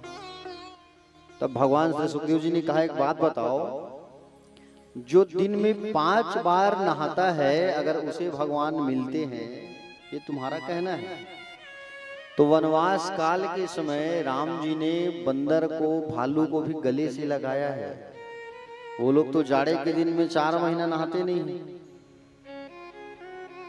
फिर भी भगवान जो है उनको मिले कि नहीं मिले? जाड़े के दिन में 4 महीना नहाते ही नहीं है, उनको भी भगवान प्राप्त हुए हैं। तो किसे मिलते हैं भगवान? जो जाति से बड़ा होता है उनको भगवान मिलता है क्या? ना। जिसकी उम्र बड़ी होती है क्या भगवान उनको मिलते होंगे? नहीं। प्यारे भक्तजन, भगवान अगर जात पात देखते तो भगवान विदुर के घर नहीं जाते। भगवान जो है विदुर के घर नहीं जाते। भगवान जो है विदुर के घर जा करके भगवान जो है भाजी खाए हैं। बताइए, भगवान अगर उम्र देखते तो ध्रुव की उम्र कितनी थी? 5 साल। भगवान उनको भी मिले हैं। भगवान अगर जात पात देखते तो विदुर तो निम्न जाति में जन्म लिया था, भगवान भाजी खाए उनके यहाँ जाके। राजा परीक्षित ने पूछा, बोले प्रभु, बोले एक बात बताओ कि बोले भगवान जो है, परीक्षित पूछने लगे भगवान विदुर के घर कब गए थे प्रभु, ये मैं जानना चाहता हूँ। बड़ी अच्छी प्रसंग है, ध्यान से सुनना प्यारे भक्तजन। भगवान श्री सुखदेव जी महाराज बताने लगे, बोले हे राजन, यदा तु राजा स्वसुतानाशासनं पुष्णं धर्मण विनष्ट दृष्टि है, जिस समय पांडवों के साथ ये कौरव अन्याय कर रहे थे ना, पांडवों के साथ में जब ये कौरव अन्याय कर रहे थे, उस समय महाराज विदुर जो है महामंत्री हैं, विदुर जी महाराज आए और विदुर जी महाराज आकर के धृतराष्ट्र से कहने लगे। धृतराष्ट्र कौन है? कौरवों के पिता हैं। धृतराष्ट्र से कहे कि बोले महाराज, आप पांडवों के साथ में अत्याचार मत करो, और पांडवों के साथ अत्याचार कर रहे हो, पांडव कमजोर नहीं है, पांडव जो है तुम्हारा आदर करते हैं महाराज। संपत्ति मांग रहे हैं तो दे दो संपत्ति, आदि संपत्ति। हाँ? पिता की संपत्ति भी तो दो बेटे हैं तो बराबर बराबर का हिस्सा होता है ना। हाँ? दे दो संपत्ति आप। तो कहे बोले मैं पांडवों को संपत्ति नहीं दे सकता। हाँ? पांडवों का आदर करो महाराज, तुम्हारे अपने ही हैं वो, और तुम जो है पूरा दुर्योधन की बातों में ही आकर के जीवन चला रहे हो। हाँ? दुर्योधन की बात को ही तुम जो है अनुकरण कर रहे हो, और दुर्योधन के साथ में तुम्हारा जो वो साला है शकुनी, हाँ? तुम उनकी बातों पर आ रहे हो। देखो महाराज, अगर एक व्यक्ति जो है बुरा है ना, तो उसे परिवार से हटा दो। एक व्यक्ति समाज में अगर बुरा कार्य कर रहा है तो उसको समाज से हटा दो। एक व्यक्ति गांव वालों को अगर परेशान किया है तो गांव से उसको हटा दो, बाकी जो सुख से रहेंगे। दुर्योधन की बात पे तुम मत चलो महाराज, अच्छी बात नहीं है। पांडवों को उनका अधिकार दे दो तुम। धृतराष्ट्र नहीं माना। उसी समय दुर्योधन आ गया वहां, और दुर्योधन जैसे उसी समय वहां पर आया तो दुर्योधन ने सुन लिया इस बात को। दुर्योधन ने इस बात को सुन लिया कि विदुर जी कह रहे हैं कि पांडवों का हिस्सा दे दो। भड़क गया दुर्योधन और भड़क करके कहने लगा, विदुर जी महाराज आप क्या बात कर रहे हो? हाँ? आप कह रहे हो पांडवों को संपत्ति दो, मैं पांडवों को सुई की नोक की भांति संपत्ति देना स्वीकार नहीं कहूंगा। तुम हमारे महामंत्री होकर के हमारे विरुद्ध बात कर रहे हो। दुर्योधन कह रहे हैं विदुर, आज मैं तुम्हें महामंत्री के पद से हटा रहा हूं। विदुर जी महाराज कहे तुम मुझे क्या हटाओगे? तुम मुझे क्या हटाओगे? मैं खुद ही आज तुम्हारे इस महामंत्री के पद से मैं इस्तीफा दे रहा हूँ। मुझे नहीं रहना यहाँ। पत्नी को लिए और पत्नी को पकड़ करके चले गए कहाँ? कदली के वन में, जंगल में। और कदली के जंगल में चले गए पत्नी को लेकर के। 12 साल तक वनवास किए है, 12 साल तक तपस्या किए है विदुर ने। हा? एक समय केवल केला खा करके व्रत किया है 12 साल। जीवन में कहीं आप भी 12 साल तक तपस्या कर लिए, 12 साल तक कहीं साधना कर लिए, तो 13वें साल में जरूर भगवान का दर्शन होगा तुम्हें। हाँ ठीक है, 13वें साल में जरूर तुम्हें भगवान का दर्शन होगा। आप दर्शन करना चाहते हैं तो कैसे करें? 12 साल का एक अच्छा उपाय है एकादशी का व्रत। एकादशी का व्रत उठा लो 12 साल तक का, और एकादशी को 12 साल तक ही रहना चाहिए। 13वें साल में जरूर भगवान आपको दर्शन देंगे प्यारे। विदुर की पत्नी का नाम था सुलभा। क्या नाम था? सुलभा। लेकिन हम लोग भाव में आकर के उसे कहते हैं विदुराइन, है कि नहीं? विदुर की पत्नी को विदुराइन कहते हैं, कहते हैं कि नहीं? जैसे सरपंच की पत्नी को कहते हैं सरपंचिन, भले वो 5वीं में फैल रहा है, सरपंचिन दाई सरपंच हवे। डॉक्टर की पत्नी कहते हैं डॉक्टरिन, भले उसको सुई लगाने मत, लेकिन डॉक्टरिन दाई डॉक्टर हवे है, उसके गदगद हो जाते डॉक्टरिन दाई मन। उसी प्रकार से विदुर की पत्नी को कहते थे विदुराइन। अब ये विदुराइन को लेकर के महाराज चले गए जंगल, कदली का जंगल। कदली मतलब केला। 12 साल तक तपस्या किया है, और 12 साल तक एक टाइम केवल केला खा खा करके ही जीवन यापन किया है विदुर और विदुराइन ने। प्यारे भक्तजन, विदुर और विदुराइन जो है 12 साल तक तपस्या किए हैं। आज भगवान द्वारिकाधीश आ रहे हैं द्वारिका से संधि कराने के लिए। द्वारिकाधीश भगवान आ रहे हैं संधि, पांडव और कौरव के बीच बातचीत बन जाए, तालमेल कराने के लिए भगवान शांति दूत बन करके आए।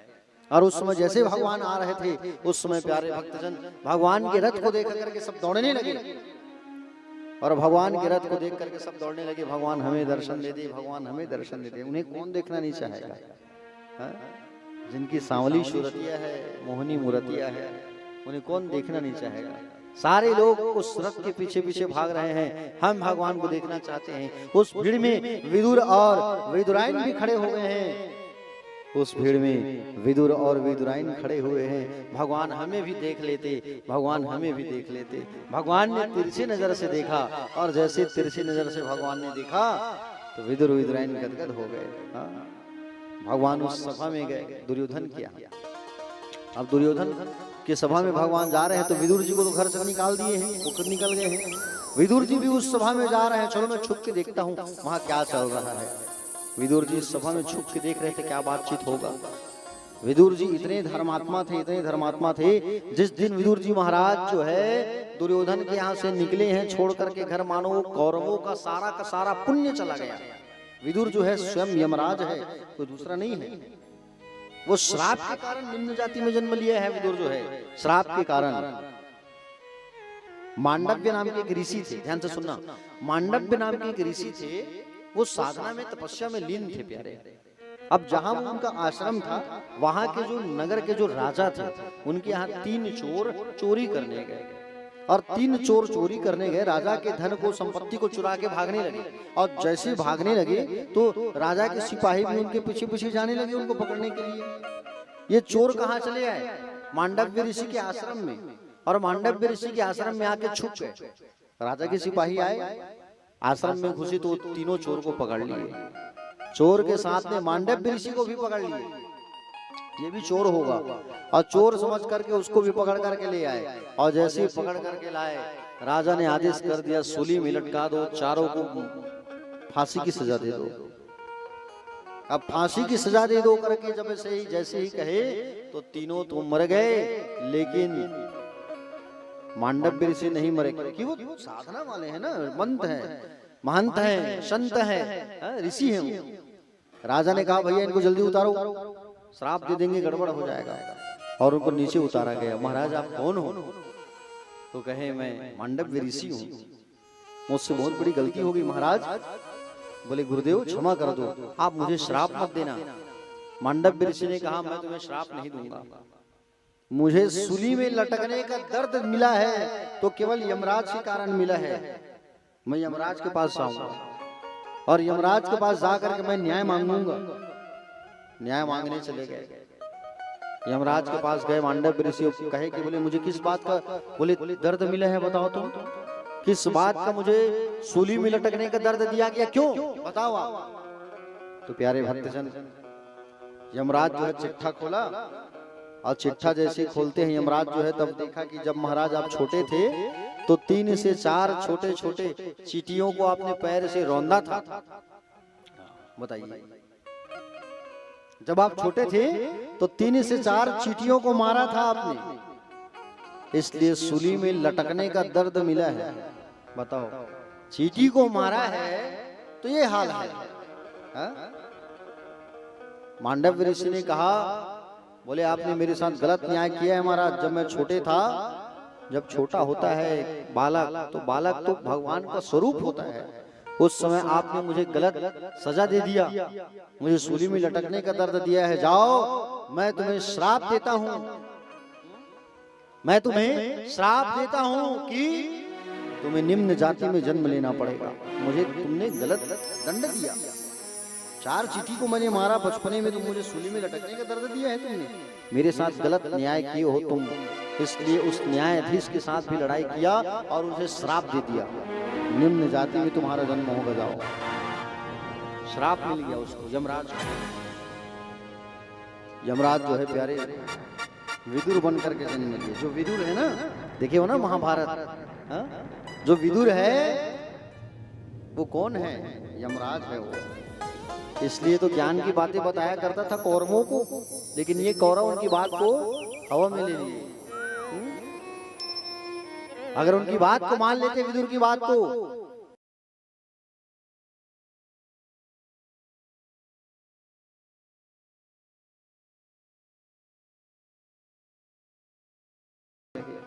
राजा परीक्षित से कि बोले हे राजन, आज भगवान जैसे ही पधारे सभा में, दुर्योधन के घर पधारे हैं भगवान संधि कराने कौरव और पांडवों के बीच, और कौरव पांडवों के बीच जैसे संधि कराने आए भगवान, दुर्योधन ने स्वागत किया, और दुर्योधन ने जैसे स्वागत किया, महाराज आओ आओ आओ, स्वागत है आपका, आओ आओ आओ, स्वागत किया। फिर भगवान ने अपना बात रखा, भगवान ने अपना पक्ष रखा, बात रखा, कहा कि बोले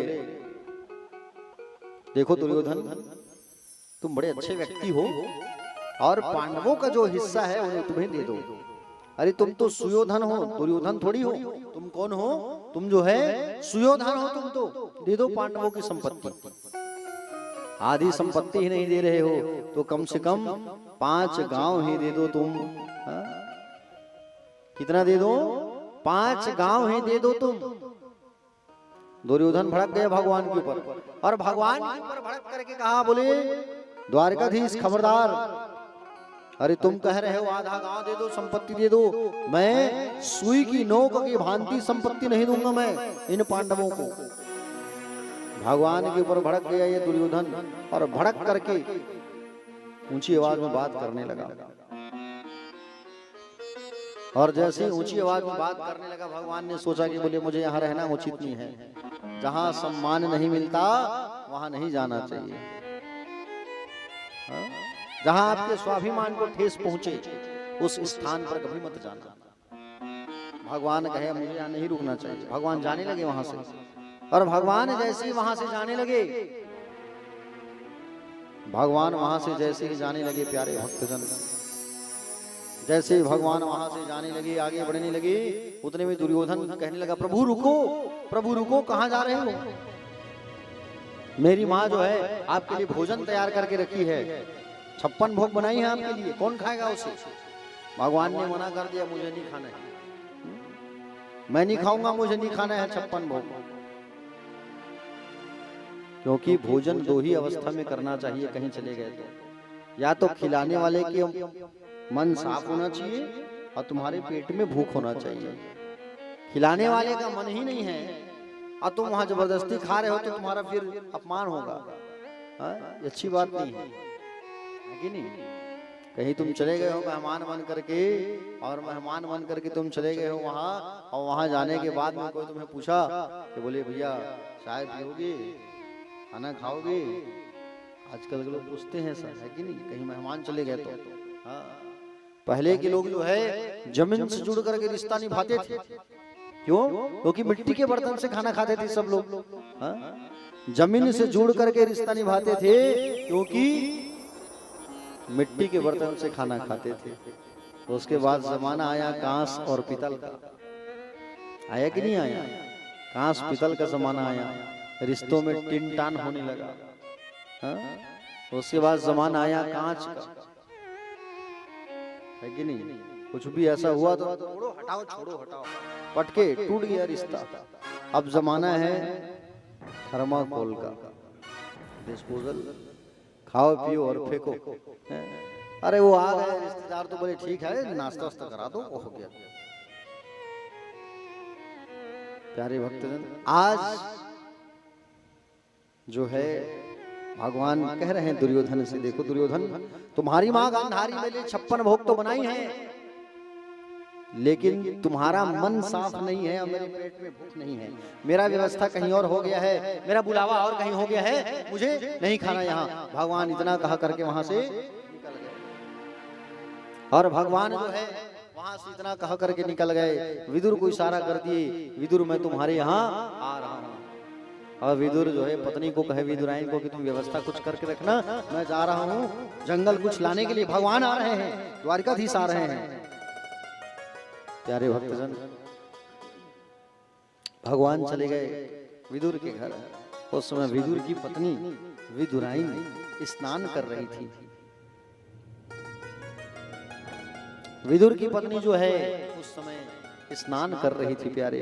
भगवान आए और भगवान आकर के दरवाजा खटखटाए। दरवाजा जैसे खटखटाए अंदर से आवाज आया, कौन? चाची मैं द्वारिकाधीश। क्या कहा भगवान ने? चाची मैं द्वारिकाधीश।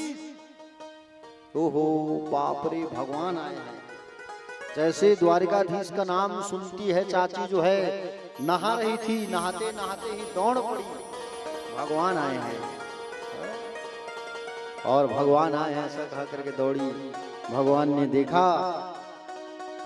देखा चाची तो ऐसे ही आ गई है और चाची भी भगवान को देख रही है। आहा इतना सुंदर स्वरूप है भगवान का। भगवान पीतांबर पहने, पीला पटका, वैजंती माला, आहा और मुकुट सुंदर। भगवान ने अपने पीले दुपट्टे को चाची की उस शरीर में फेंक दिया।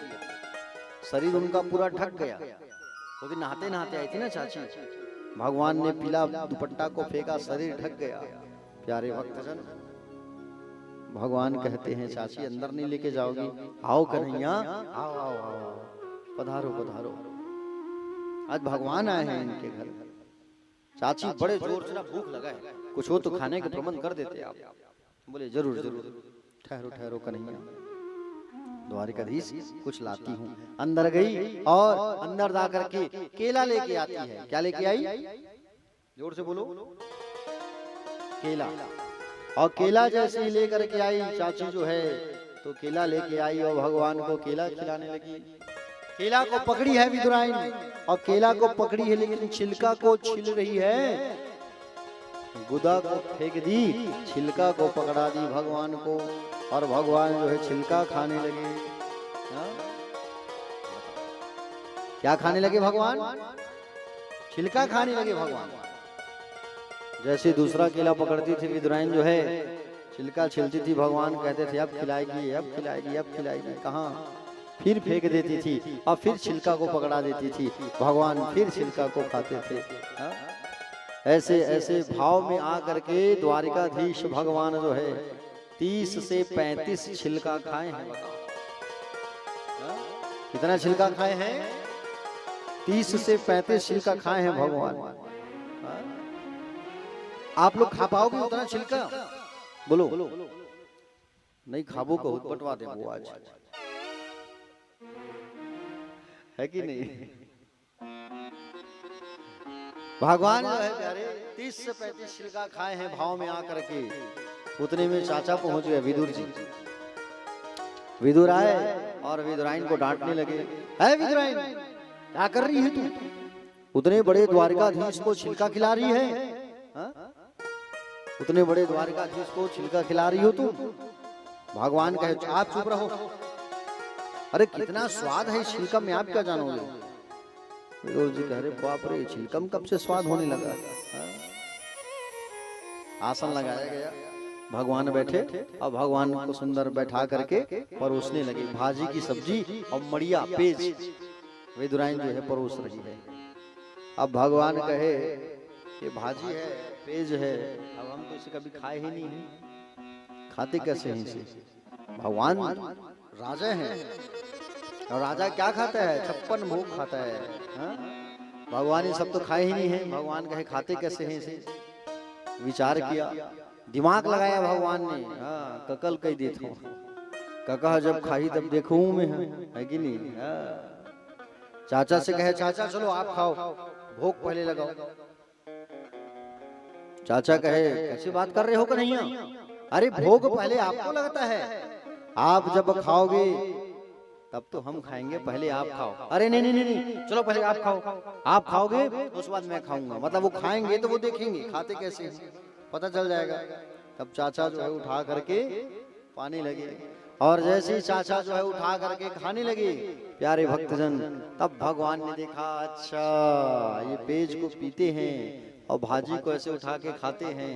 तब भगवान ने एक ही बार में उस पात्र को उठा करके एक ही बार में गटागट भगवान ने पी लिया। चाचा खत्म नहीं हुआ है, भतीजा खत्म हो गया। चाची और लेके आओ। चाची अंदर गई, भाजी की सब्जी लाई और सुंदर भगवान को परोसने लगी। और जैसे भगवान को परोसती है, प्यारे भक्तजन, एक ही बार में फिर कटाकट खत्म हो गया। भगवान भाजी खा रहे हैं प्रेम से, ठीक है। आप जो घर में बनाते हो भोजन, उसे जरूर भगवान को भोग लगाना चाहिए। भगवान प्राप्त करते हैं, भगवान स्वीकार करते हैं, बस हमारा भाव शुद्ध होना चाहिए। आप जो खाते हो खिलाओ भगवान को। भगवान कहते हैं भाव का भूखा हूं मैं, भाव ही सार है, जो भाव से मुझे भजता है तो भाव से बेड़ा पार है। खिलाओ भगवान को, क्यों नहीं खाएंगे, हा? बड़े भाव से खिलाओ, हा? कहा गया है ना, कौन कहता है भगवान खाते नहीं। सुने हो ना इसको, हा? अच्युतम केशवम कृष्ण दामोदरम राम नारायणम जानकी वल्लभम। अच्युतम केशवम कृष्ण दामोदरम राम नारायणम जानकी वल्लभम। अच्युतं केशवं कृष्ण दामोदरं राम नारायणं जानकी वल्लभं। नारायणं जानकी वल्लभं। कौन कहता है भगवान आते नहीं। कौन कहता है भगवान आते नहीं। कौन कहता है भगवान आते नहीं। कौन कहता है भगवान आते नहीं। मेरा की तरह तुम बुलाते नहीं। मेरा की तरह तुम बुलाते नहीं। अच्युतम केशवम कृष्ण दामोदरम। अच्युतं केशवं कृष्ण दामोदरं राम नारायणम जानकी वल्लभम। राम नारायणं जानकी वल्लभं।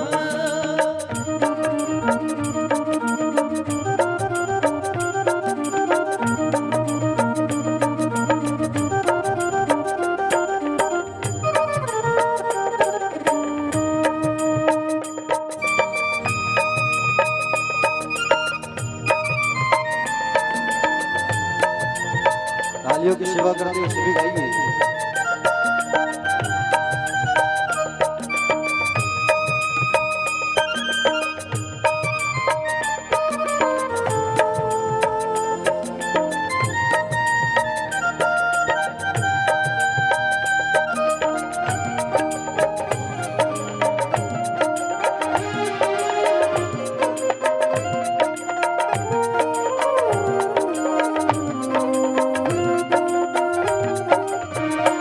कौन कहता है भगवान खाते नहीं।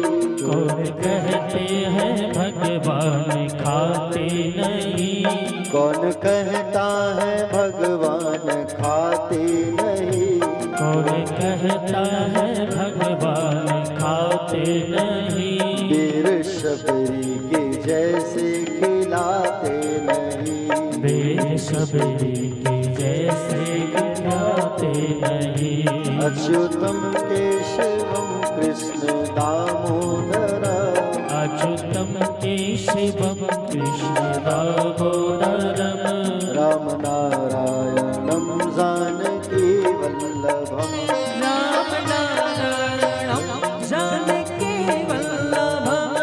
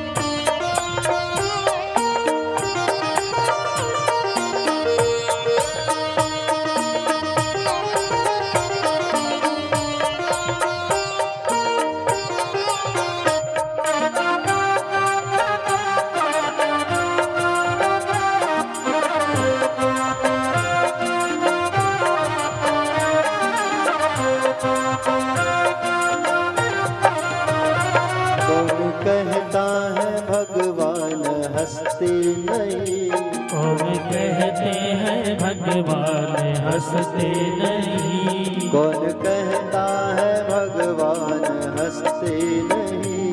कौन कहता है भगवान हंसते नहीं। केवट की तरह तुम हंसाते नहीं।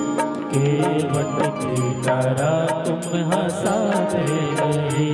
अच्युतम केशवम कृष्ण दामोदरा। अच्युतम केशवम कृष्ण दामोदरम। राम नारायणम जानकी वल्लभम। राम नारायणम जानकी वल्लभम।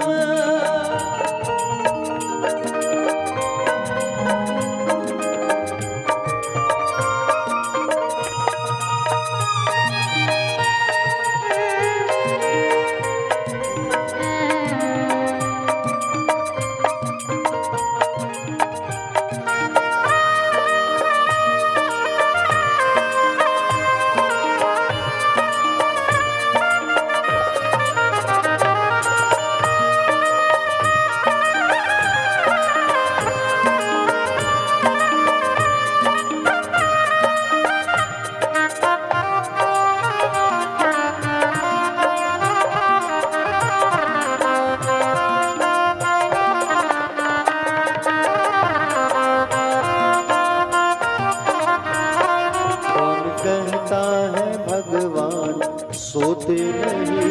कौन कहता है भगवान सोते नहीं। कौन कहता है भगवान सोते नहीं। कौन कहता है भगवान सोते नहीं। माया यशोदा की तरह सुलाते नहीं।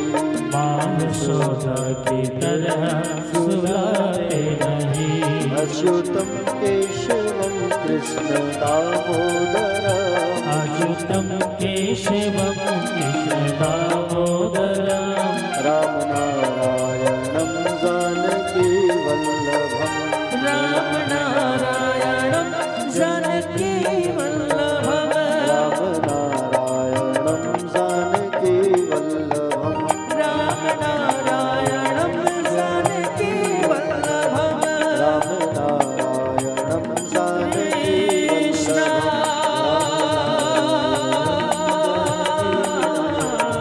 राम नारायणम जानकी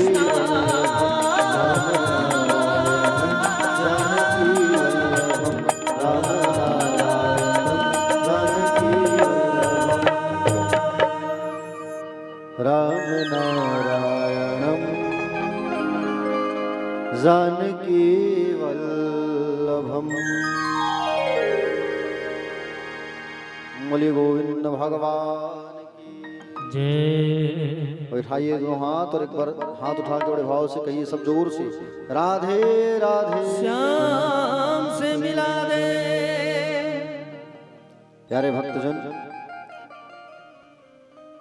आज भगवान जो है विदुर के घर भाजी खाए। भगवान उन्होंने आशीर्वाद दिए और आशीर्वाद दे करके भगवान वापस द्वारिका गए। भगवान कन्हैया जब संसार सागर को छोड़ करके गए ना गोलोक धाम, तो किसी को याद नहीं किया भगवान ने, केवल विदुर को याद किया था। कितना बड़ा भाग्य उसका बताइए।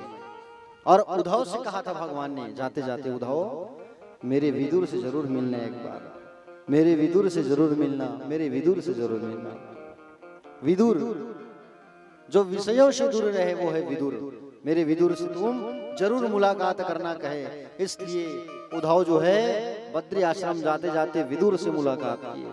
और विदुर से जब मुलाकात हुआ तो विदुर जी ने पूछा द्वारिकाधीश कैसे हैं?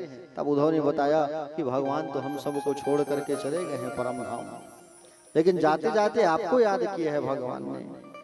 आपको कहा है कि आप जो है मैत्रेय ऋषि के आश्रम जाकर के भागवत कथा उपदेश प्राप्त करें, ज्ञान प्राप्त करें।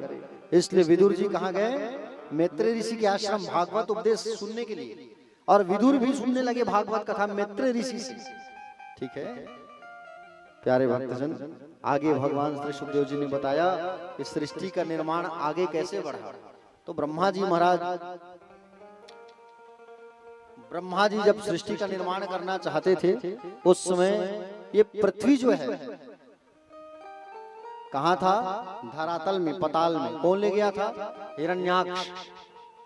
हिरण्याक्ष नाम का जो दैत्य था वो पृथ्वी को पताल में ले गया था, और पताल में ले गया था उसमें तो सृष्टि का रचना हो कैसे? हिरण्याक्ष नाम का जो दैत्य है वो पृथ्वी को नीचे ले गया है धरातल पर। प्यारे भक्तजन, उसी समय भगवान विचार किए कि मुझे एक अवतार ग्रहण करना होगा, और ब्रह्मा जी को छींक आया जोर से। अब ब्रह्मा को जब छींक आया तो ब्रह्मा के नाक से वराह भगवान का आगमन हुआ। किसका आगमन हुआ? वराह भगवान का। बोले वराह भगवान की। चावल को छोड़ दीजिए, एक दोना रख लो खाली वाला, उस पे छोड़ना, फिर अंतिम में चढ़ाना भगवान पे। आप लोग भी रख लीजिए माता जी। भगवान वराह का सुंदर अवतार धारण किए, और वराह का अवतार धारण भगवान ने किया, और वराह का अवतार धारण करने के पश्चात भगवान जो है प्यारे तत्काल पताल गए और हिरण्याक्ष के साथ में युद्ध किया। और हिरण्याक्ष के साथ में भगवान ने युद्ध किया। युद्ध करने के बाद हिरण्याक्ष को मारे हैं भगवान, और हिरण्याक्ष को मार करके पृथ्वी को ला करके ब्रह्मा के हाथ में दिए, और ब्रह्मा के हाथ में देने के बाद कहे कि अब आप जो है सृष्टि के निर्माण कार्य को आप जो है आगे बढ़ाइए। प्यारे भक्तजन, ब्रह्मा के हाथ में पृथ्वी को सौंपे, और पृथ्वी को सौंपने के बाद पृथ्वी को जैसे सौंपे हैं, और पृथ्वी को सौंपने के बाद प्यारे भक्तजन पृथ्वी को सौंपे ब्रह्मा को, फिर आगे सृष्टि निर्माण का कार्य आगे बढ़ा। ब्रह्मा जी के शरीर से मनु और शत्रुपा का आगमन हुआ है। किसका आगमन हुआ? जोर से बोलो। मनु और शत्रुपा। ब्रह्मा जी के बाएं भाग से शत्रुपा देवी का आगमन हुआ, और दाहिने भाग से मनु जी का। तो मनु और शत्रुपा का परस्पर विवाह कराया गया, और मनु और शत्रुपा फिर मैथुन पद्धति से सृष्टि के निर्माण कार्य को आगे बढ़ाने लगे। और जैसे सृष्टि के निर्माण कार्य को भगवान ने मनु जी महाराज ने आगे बढ़ाया, तो मनु जी महाराज के 5 संतान हुए हैं। कितना संतान हुआ है मनु जी के? 5। मनु जी के 5 संतान हुए, 2 पुत्र और 3 पुत्रियां। ठीक है, 2 पुत्र और 3 पुत्रियां हुए हैं। मनु जी महाराज के 2 पुत्र कौन कौन से? उत्तानपाद और प्रियव्रत, और 3 बेटियां आकुति, देवहूति और प्रसूति। ठीक है, आकुति, देवहूति और प्रसूति, 3 बेटियां। आज बेटियों की कथा सुनेंगे और कल बेटों की कथा सुनेंगे। ठीक है, ब्रह्मा जी से कौन हुए? मनु शत्रुपा, और मनु शत्रुपा के संतान। समझ आ गया ना? मनु शत्रुपा के 5 संतान हुए, 2 पुत्र और 3 पुत्रियां। 2 पुत्र प्रियव्रत और उत्तानपाद, जिनकी कथा कल सुनेंगे। आज पुत्रियों की कथा सुनेंगे, आकुति, देवहूति, प्रसूति। देवहूति जो थी, इनकी जो शादी है वो कर्दम के साथ हुआ। भगवान कपिल का आगमन हुआ इनके घर पर। इनका आगमन हुआ? कपिल नारायण का आगमन हुआ। राजा परीक्षित ने पूछा, बोले प्रभु इस कथा को विस्तार से बताइए। तो कहे सुनो राजा, कर्दम नाम के एक ऋषि थे, कर्दम, जो अपने इंद्रियों का दमन कर ले वो है कर्दम। कर्दम महाराज कई साल तक तपस्या किए, कई साल तक। और कई साल तक जब कर्दम जी तपस्या किए, भगवान नारायण की ध्यान किए, भगवान नारायण प्रकट हो गए। अब भगवान नारायण प्रकट होकर के कहे कि बोले मांगो कर्दम, क्या मांगना है? तब इन्होंने मांगा, क्या मांगा? बोले प्रभु आप मुझसे अगर प्रसन्न हो ना तो आप मुझे एक नारी दे दो। कर्दम ने क्या मांगा? स्त्री। भगवान को रोना आ गया, इतने साल तक ये तपस्या किया है और स्त्री मांग रहा है ये, कन्या मांग रहा है। भगवान ने पूछा, बोले क्यों मांग रहे हो तुम स्त्री, बताओ। तब कहा कि बोले प्रभु मैं इसलिए कन्या मांग रहा हूँ कि उस कन्या के साथ में मैं मिल के आपका भजन करना चाहता हूँ और आपके जैसा पुत्र चाहता हूँ। आप मेरे घर बेटा बन करके आओ, मैं चाहता हूँ, इसलिए मुझे एक स्त्री रत्न दे दो, आप कन्या दे दो। आप भगवान ने कहा, बोले ठीक है। भगवान के आंख से जो आंसू गिरा वो एक सरोवर बन गया, तालाब, उसका नाम पड़ गया बिंदुसार सरोवर। भगवान ने कहा आज से ठीक 3 दिन बाद मनु जी महाराज आएंगे अपनी कन्या को लेके, आप उनसे शादी कर लेना। और ठीक 3 दिन बाद प्यारे भक्तजन, ठीक 3 दिन बाद मनु जी महाराज आ रहे हैं अपनी बेटी देवहूति को लेके, मनु शत्रुपा देवहूति। कर्दम महाराज सोच रहे हैं कि बोले होने वाली पत्नी है, थोड़ा परीक्षा लूंगा तभी शादी करूंगा। और परीक्षा लेने के लिए इन्होंने 3 ठो आसन लगाया है, एक ससुर के लिए, एक सास के लिए, एक पत्नी के लिए। मनु जी आए, शत्रुपा देवी आई और साथ में देवहूति मैया आई। अब मनु जी महाराज बैठ गए आसन में, शत्रुपा देवी भी बैठ गई आसन में, लेकिन देवहूति मैया सोच रही मैं कैसे बैठूं आसन में। बोले क्यों? सामने में माता पिता है, सामने होने वाले पति हैं, एक सम्मान होता है, कैसे बैठे हम? हाँ? विचार करने लगी। प्यारे भक्तजन, अगर नहीं बैठूंगी तो आसन का अपमान होगा, और बैठ जाऊंगी तो बोले माता पिता का स्वाभिमान को ठेस पहुंचेगा।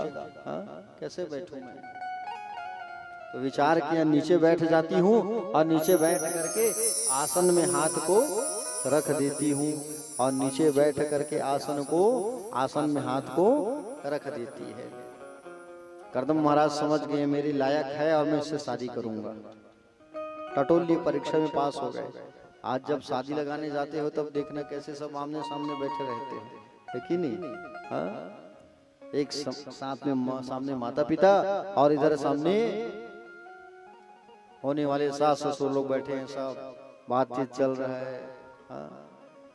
और बातचीत जब होता है तो फिर कहते हैं भाई चलो 10 मिनट बेटे बेटियों को बात करने दो, और उसमें भी संस्कार वाली बात नहीं करते ये लोग। हाँ? बोले बात करते हैं, बोले अच्छा अच्छा खाना पीना बनाने तो आता है ना आपको? हाँ?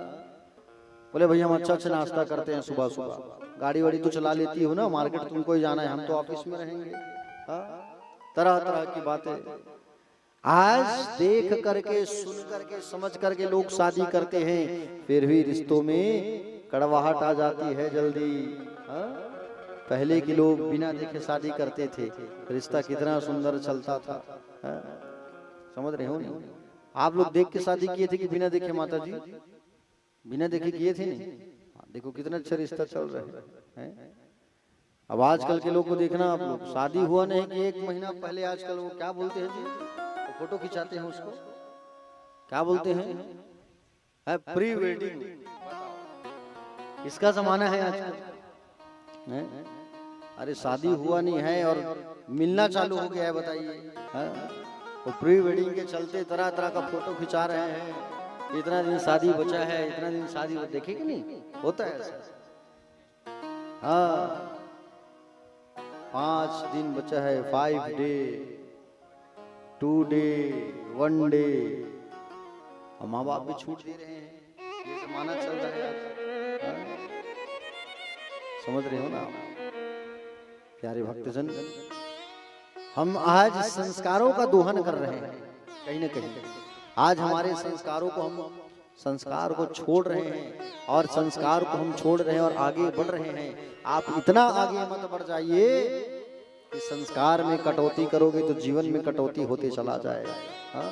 आज संस्कार और मर्यादा उस पर रह करके जीवन जी के देखो, कितना आनंद है इस पे।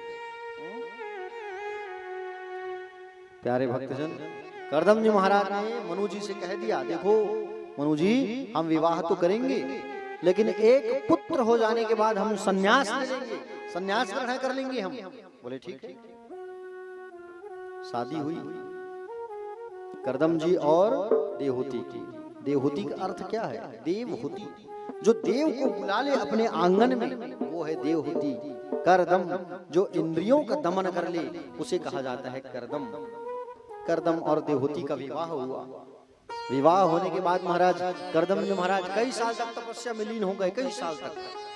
पत्नी भी बाजू में बैठ करके तपस्या में लीन हो गई, और पत्नी भी बाजू में बैठ करके तपस्या में लीन हो गई कई साल तक। तपस्या पूर्ण हुआ, तपस्या से जब जागे तब देखा ये बाजू में कौन बैठी है? अपनी पत्नी को नहीं पहचान पाए, कौन हो देवी तुम? तो कहे मैं आपकी पत्नी हूं महाराज, देव होती। आप जब तपस्या में लीन हो गए तो मैं भी आपके साथ बैठ करके तपस्या करने लगी। प्यारे भक्तजन, करदम महाराज ने अपनी पत्नी का हाथ पकड़ा और उस बिंदुसार सरोवर में जाकर के सुंदर डुबकी लगाया। और जैसे डुबकी लगाए और डुबकी लगाने के बाद 25-25 वर्ष के युवक और युवती बन गई। और उसके पश्चात अपनी शक्ति से विमान मंगाए और विमान में सुंदर बैठ करके विहार करने लगे। उस समय 9 कन्याओं का आगमन हुआ, 9 देवियों का, ठीक है, 9 कन्याओं का सुंदर आगमन होता है, 9 देवियों का आगमन हुआ उनके घर। 9 कन्याओं के बाद में फिर से इन्होंने तपस्या किया भगवान का, और पुनः जब तपस्या किया भगवान का, प्यारे भक्तजन, तो सुंदर भगवान इनके घर में एक अवतार धारण करने वाले हैं, देवहूति। और करदम के घर में भगवान का एक अवतार कपिल महाराज का, कपिल रूप में भगवान का आगमन होता है। बोले कपिल नारायण भगवान की जय हो। कपिल भगवान का आगमन हुआ। अब इन्होंने सोचा कि बोले मेरा एक बेटा तो हो गया है, संन्यास ले लूं। शर्त रखा था नहीं इन्होंने, करदम जी ने क्या शर्त रखा था कि विवाह के बाद एक पुत्र हो जाने पर संन्यास लूंगा। अब एक पुत्र आ गया इनका, फिर सोचने लगे, बोले 9 बेटियां हैं, इनकी शादी भी तो करना है। हाँ भाई, बेटी है तो चिंता तो होगा। हाँ? जिनके यहाँ बेटियां होती है उनको बड़ा चिंता होता है कि हमारी बेटी अच्छे घर में जाती, अपनी बेटी की शादी अच्छा घर में करते, अच्छे घर में जाती मेरी बेटी, सबको चिंता होता है माता पिता को। इसी प्रकार करदम जी महाराज को भी चिंता सताने लगा। 9 बेटियां हैं। 9 बेटियां कौन कौन सी? कला, अनुसुईया, अरुंधति, ख्याति, शांति, क्रिया, हविर्भू, श्रद्धा, ये उनकी 9 बेटियां थी। तो ब्रह्मा जी महाराज जो है अपने 9 बेटों को ला करके दे दिया करदम को, और 9 बेटों को ला करके दिया, और 9 बेटों की शादी 9 बेटियों के साथ में संपन्न हो गया। समझ रहे हो ना? क्रिया का शादी हुआ है, कला का शादी हुआ है मरीचि के साथ, अनुसुईया का शादी हुआ है अत्रि के साथ, अरुंधति का वशिष्ठ के साथ, ख्याति का शादी हुआ है भृगु के साथ। ऐसे ऐसे अपनी बेटियों की शादी को इन्होंने संपन्न कर दिया। और बेटियों की शादी संपन्न हुई, और जैसे बेटियों की शादी संपन्न हुई तब करदम महाराज संन्यास ले लिए। पुत्र है कपिल भगवान, कपिल के सामने बैठ करके माँ जो है ज्ञान की बातें पूछने लगी, क्योंकि वो ईश्वर है, भगवान है कपिल भगवान। और कपिल के समक्ष बैठ करके मैया जो है ज्ञान की बातें पूछने लगी। बोले पुत्र बताओ, मेरे जीवन में पूर्णता कब आ गई? ये जो मेरा शरीर है, ये मेरा जीवन है, ये पूर्ण कब होगा? कपिल भगवान ने कहा माँ, जिस दिन आपका संबंध उस पूर्ण से जुड़ जाएगा। पूर्ण कौन है? पूर्णमिदं पूर्णमदः, कौन? पूर्ण केवल भगवान है, हम लोग पूर्ण नहीं है, हम लोग अधूरे हैं। और जब तक ये पूर्ण से हमारा संबंध नहीं जुड़ेगा ना, तब तक हमारा जीवन पूरा नहीं होगा। और इस पूर्ण से संबंध बिल्कुल जोड़ लो आप सब भी। भगवान से जब तक एक रिश्ता नहीं जोड़ोगे ना, तब तक भगवान जो है तुम्हारी सुनेंगे नहीं, याद रखना। भगवान से एक रिश्ता जरूर जोड़ो, चाहे भगवान को अपना भाई मानो, चाहे भगवान को अपना बेटा मानो, चाहे भगवान को अपना पुत्र मानो, चाहे भगवान को अपना मामा मानो, नाना मानो, चाचा मानो, लेकिन भगवान कन्हैया से एक रिश्ता जरूर जोड़ो आप। समझ रहे हो ना? रिश्तेदार को फोन करते हो, भैया ये समस्या है, आओ, तो आते कि नहीं आते हैं? जल्दी, अरे चलो ये फलाना है हमारा, बोले ये समस्या क्या है, चलो, जाते कि नहीं जाते? उसी तरीके से भगवान से जब संबंध जोड़ लोगे और भगवान को कहीं पुकारोगे हाथ उठा के, तो भगवान भी तुम्हारी इच्छा को पूर्ण करने जरूर आएंगे। भगवान कब?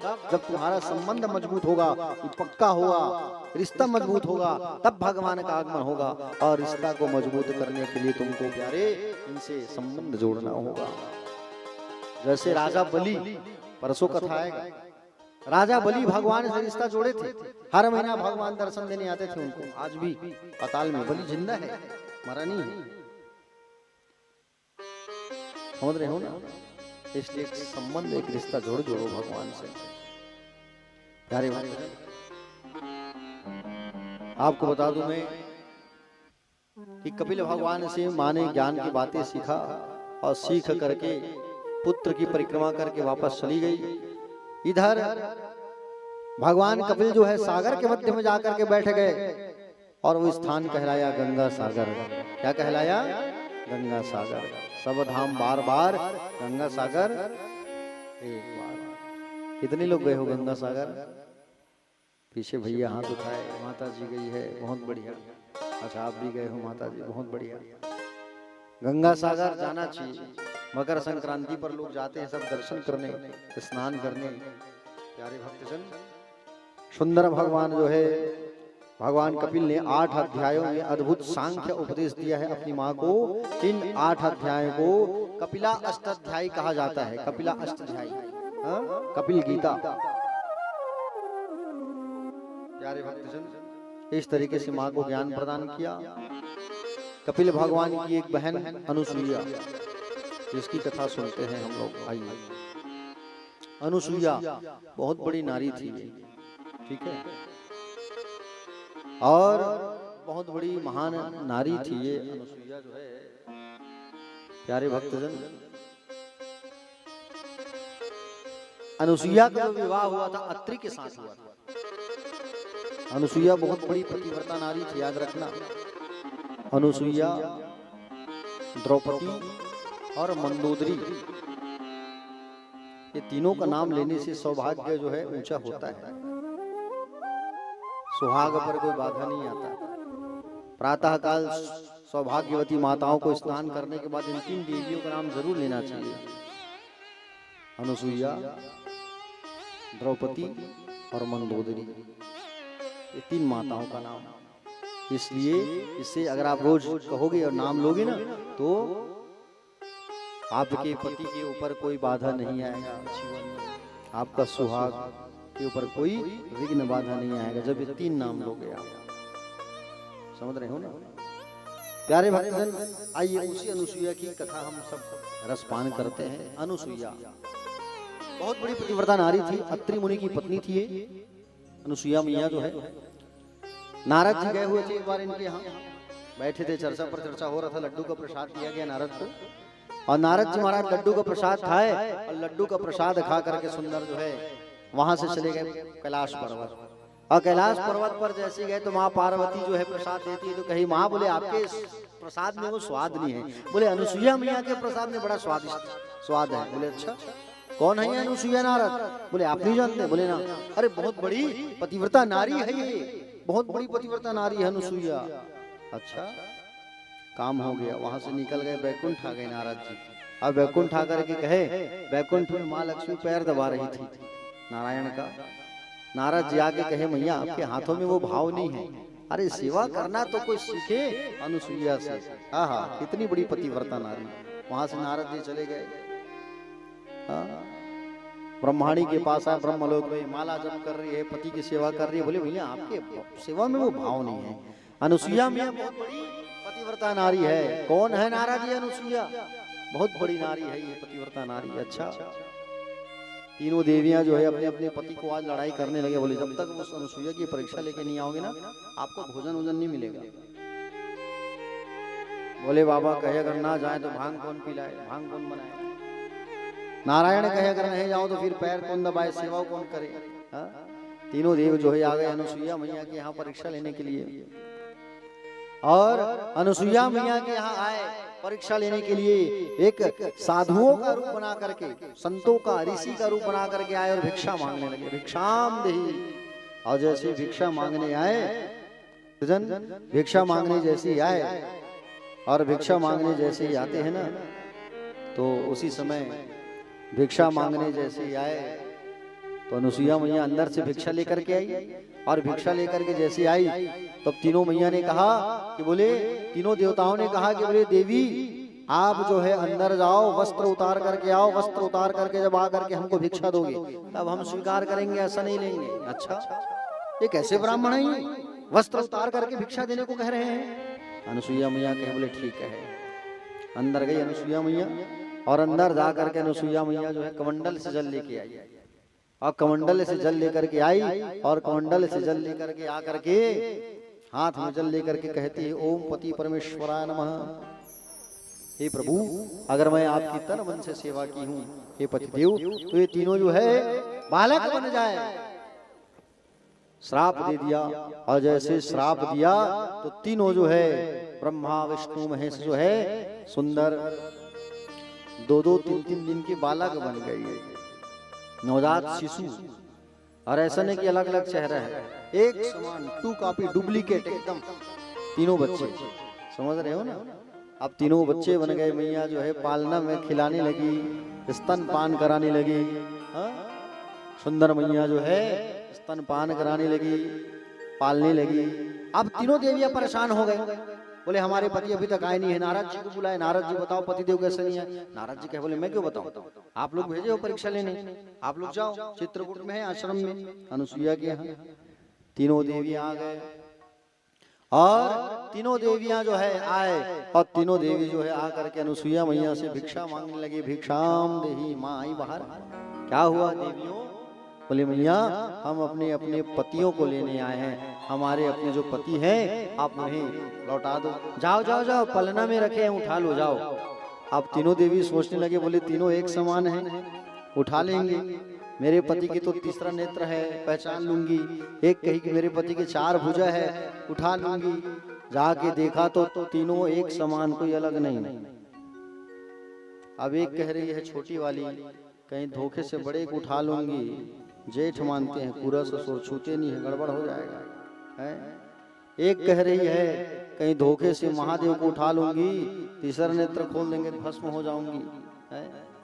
तीनों आए और आकर के मैया से प्रार्थना की, माँ, बोले क्षमा करो माँ, आप ही चलो। मैया आई, कमंडल में जल पकड़ी, और जल पकड़ करके कहती है, ओम पति परमेश्वराय नमः। जल को छिड़कती है तो तीनों जो है अपने स्वरूप में आ गए, ब्रह्मा विष्णु महेश अपने अपने रूप में आ गए। बोलिए त्रिदेव भगवान की। तीनों अपने अपने स्वरूप पर आ गए। अत्रि और अनुसुईया को आशीर्वाद दिए, मांगो अत्रि जी, अनुसुईया मैया मांगो, क्या मांगना चाहते हो? तो कहे, प्रभु ये पालना खाली हो गया है, पुत्र चाहिए, पुत्र नहीं है, आप पुत्र बन के आओ। तो ब्रह्मा जी ने अपने से अंश दिया, अपना अंश दिया, जिससे चंद्रमा का उत्पत्ति हुई। और उसके बाद भगवान शंकर ने अपना अंश दिया तो दुर्वासा जी, और भगवान नारायण ने अपना अंश दिया तो दत्तात्रेय जी भगवान का आगमन हुआ, 3 मुंडी वाले। देखे हो ना दत्तात्रेय जी, बोलो दत्तात्रेय भगवान की। दत्तात्रेय भगवान का आगमन हुआ। ये थी बहुत बड़ी महान नारी अनुसुईया मैया, पतिव्रता नारी। आई अनुसुईया मैया का एक बड़ा प्यारा भजन रसपान करते हैं, ठीक है। अनुसुईया मैया बहुत बड़ी पतिव्रता नारी थी। आइए बोलो अनुसुईया मैया की।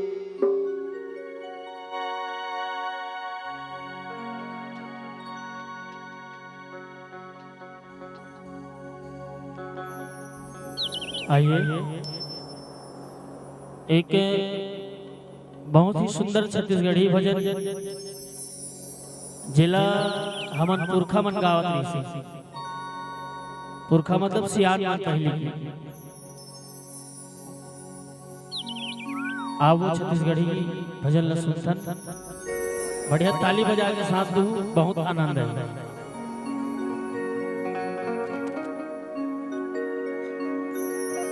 सुन संग बारी तोला सुनावो,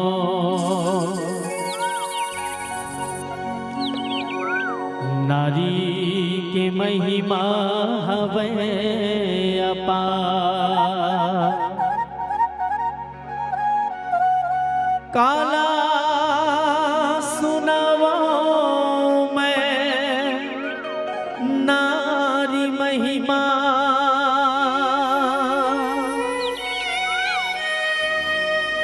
देवता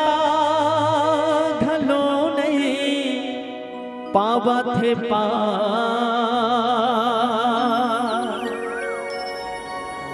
आवो सुनावो मैं नारी महिमा।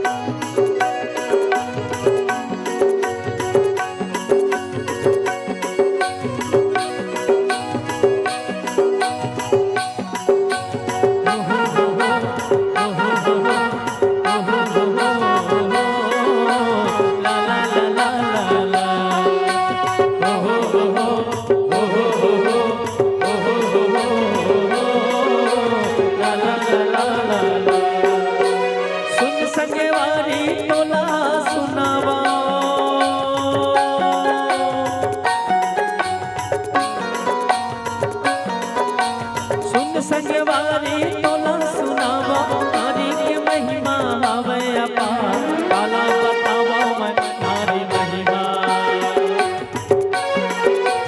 न्योता घलो नहीं पावे पार काला बतावा मैं नारी महिमा। सुन संगवारी तोला सुनावा सुन संगवारी तोला सुनावा नारी के महिमा हवे अपार काला बतावो मैं नारी महिमा। देवता घलो नहीं पावे पार काला बतावो मैं नारी महिमा। अरे देवता घलो नहीं पावे पार तोला बतावो मैं नारी महिमा।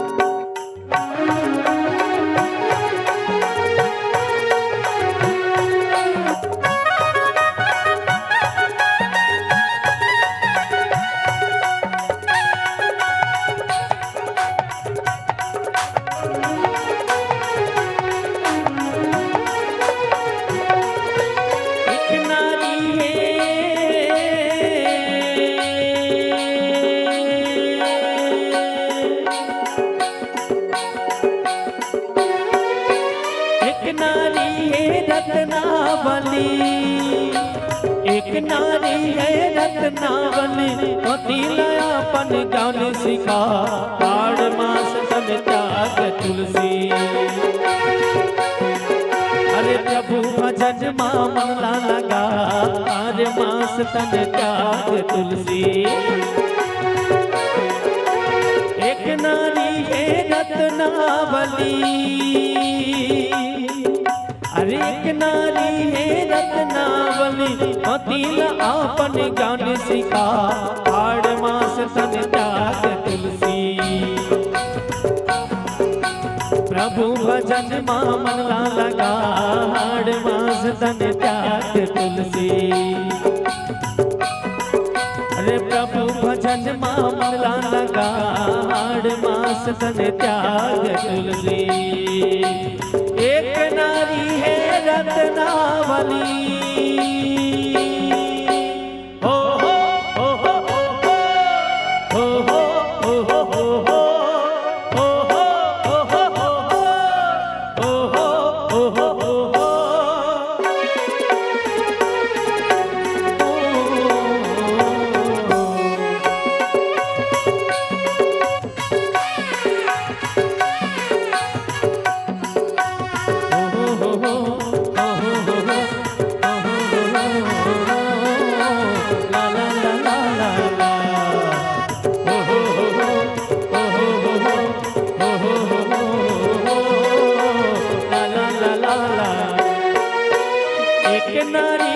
सतियन सुइया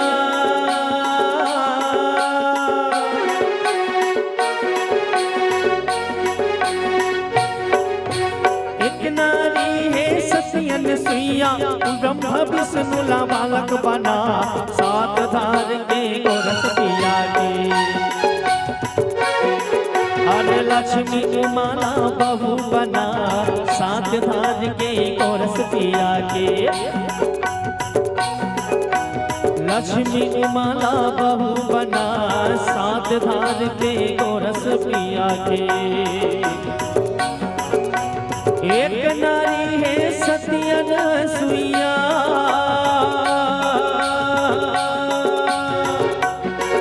अरे एक नारी है सतियन सुइया ब्रह्मा विष्णु ला बालक बना सात धार के गोरस पिया के अरे लक्ष्मी उमाला बहू बना सात धार के गोरस पिया के काला बतावो मैं नारी महिमा देवता घलो नहीं पावे पा काला सुनावो मैं नारी महिमा सुन संगवारी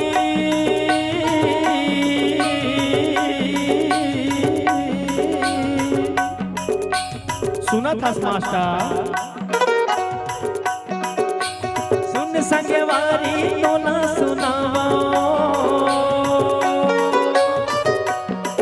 अरे सुन संगवारी तोला सुनावो नारी के महिमा हवे अपा काला बतावो मैं नारी महिमा अरे देवता कलो नहीं पावे पा काला बतावो मैं नारी महिमा देवता कलो नहीं पावे पा काला बतावो मैं नारी महिमा देवता कलो नहीं पावे पा काला बतावो मैं नारी महिमा देवता कलो नहीं पावे पा काला बतावो मैं नारी महिमा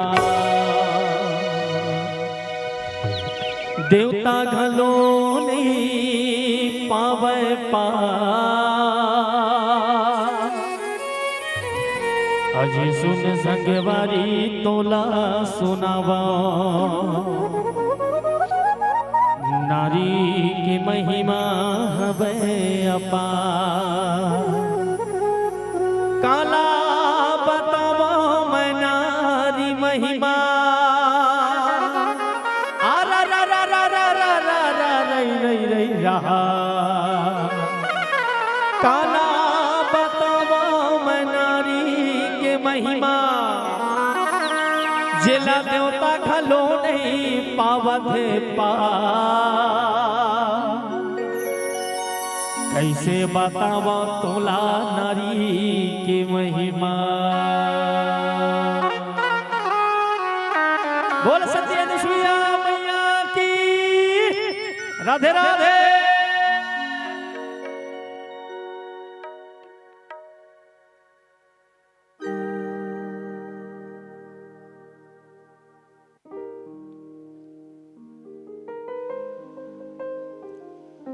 तो सती मैया जो है बहुत बड़ी पतिव्रता नारी थी, महान नारी थी। बोले बाके बिहारी लाल की। चले एक बार सभी हाथ उठा के एक बड़े बड़े भाव से कहेंगे राधे राधे। पति की खूब सेवा करती थी अनुसुईया मैया, समझ रहे हो ना। आप लोग जो है कितने लोग हैं जो अपने अपने पतियों की सेवा करते हैं।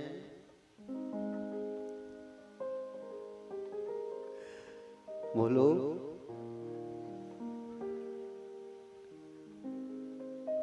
नहीं करती ना बाबू। रोशनी मैया जो है, अच्छा बाबू करते हैं सेवा। नहीं इसे तिल्ला वाली दीदी बताते। ठीक ठीक मैया आप सेवा करती हो कि नहीं करती हो? हाँ बढ़िया। जब सो जाए तब भी पत्नियों को सोना चाहिए। पति जो है जब घर पर नहीं है तो माताओं को श्रृंगार करके बाहर नहीं जाना चाहिए। पति का नाम नहीं लेना चाहिए। और पति जब जो है ऊंचे स्थान पर बैठे हैं तो पत्नियों को नीचे बैठना चाहिए। समतुल्य स्थान पर नहीं बैठना चाहिए। नहीं अभी का बात अलग है, अभी आप लोग को बैठना जरूरी है। हाँ आवाज सुनाई नहीं दे रही।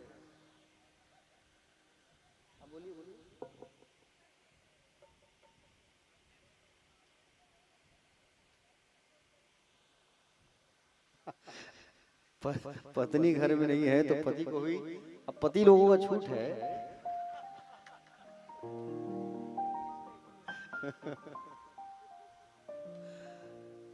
पति लोगों के लिए एक व्रत है कि वो जो है किसी अन्य स्त्री को अन्य भाव से न देखे, ये पतियों के लिए व्रत होता है। पत्नियां तो बहुत सारी उपवास रहती हैं, व्रत रहती हैं पति के लिए, करवा चौथ, तीज, है कि नहीं। पति लोग उपवास नहीं रहते, पत्नी के लिए रहते हैं क्या? नहीं रहते। तो पतियों के लिए एक व्रत है कि बोले अपनी धर्म पत्नी के अलावा अन्य किसी स्त्री को गलत नजर से कभी ना देखे, ये पतियों के लिए उत्तम व्रत कहा गया है। प्यारे भक्तजन, आगे चलते हैं कथा में। दत्तात्रेय जी महाराज जो है संसार में 24 गुरु बनाए हैं आकर के, और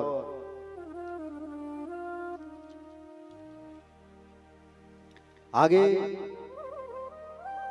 मनु महाराज की सबसे छोटी कन्या प्रसूति देवहूति की कथा सुने आप।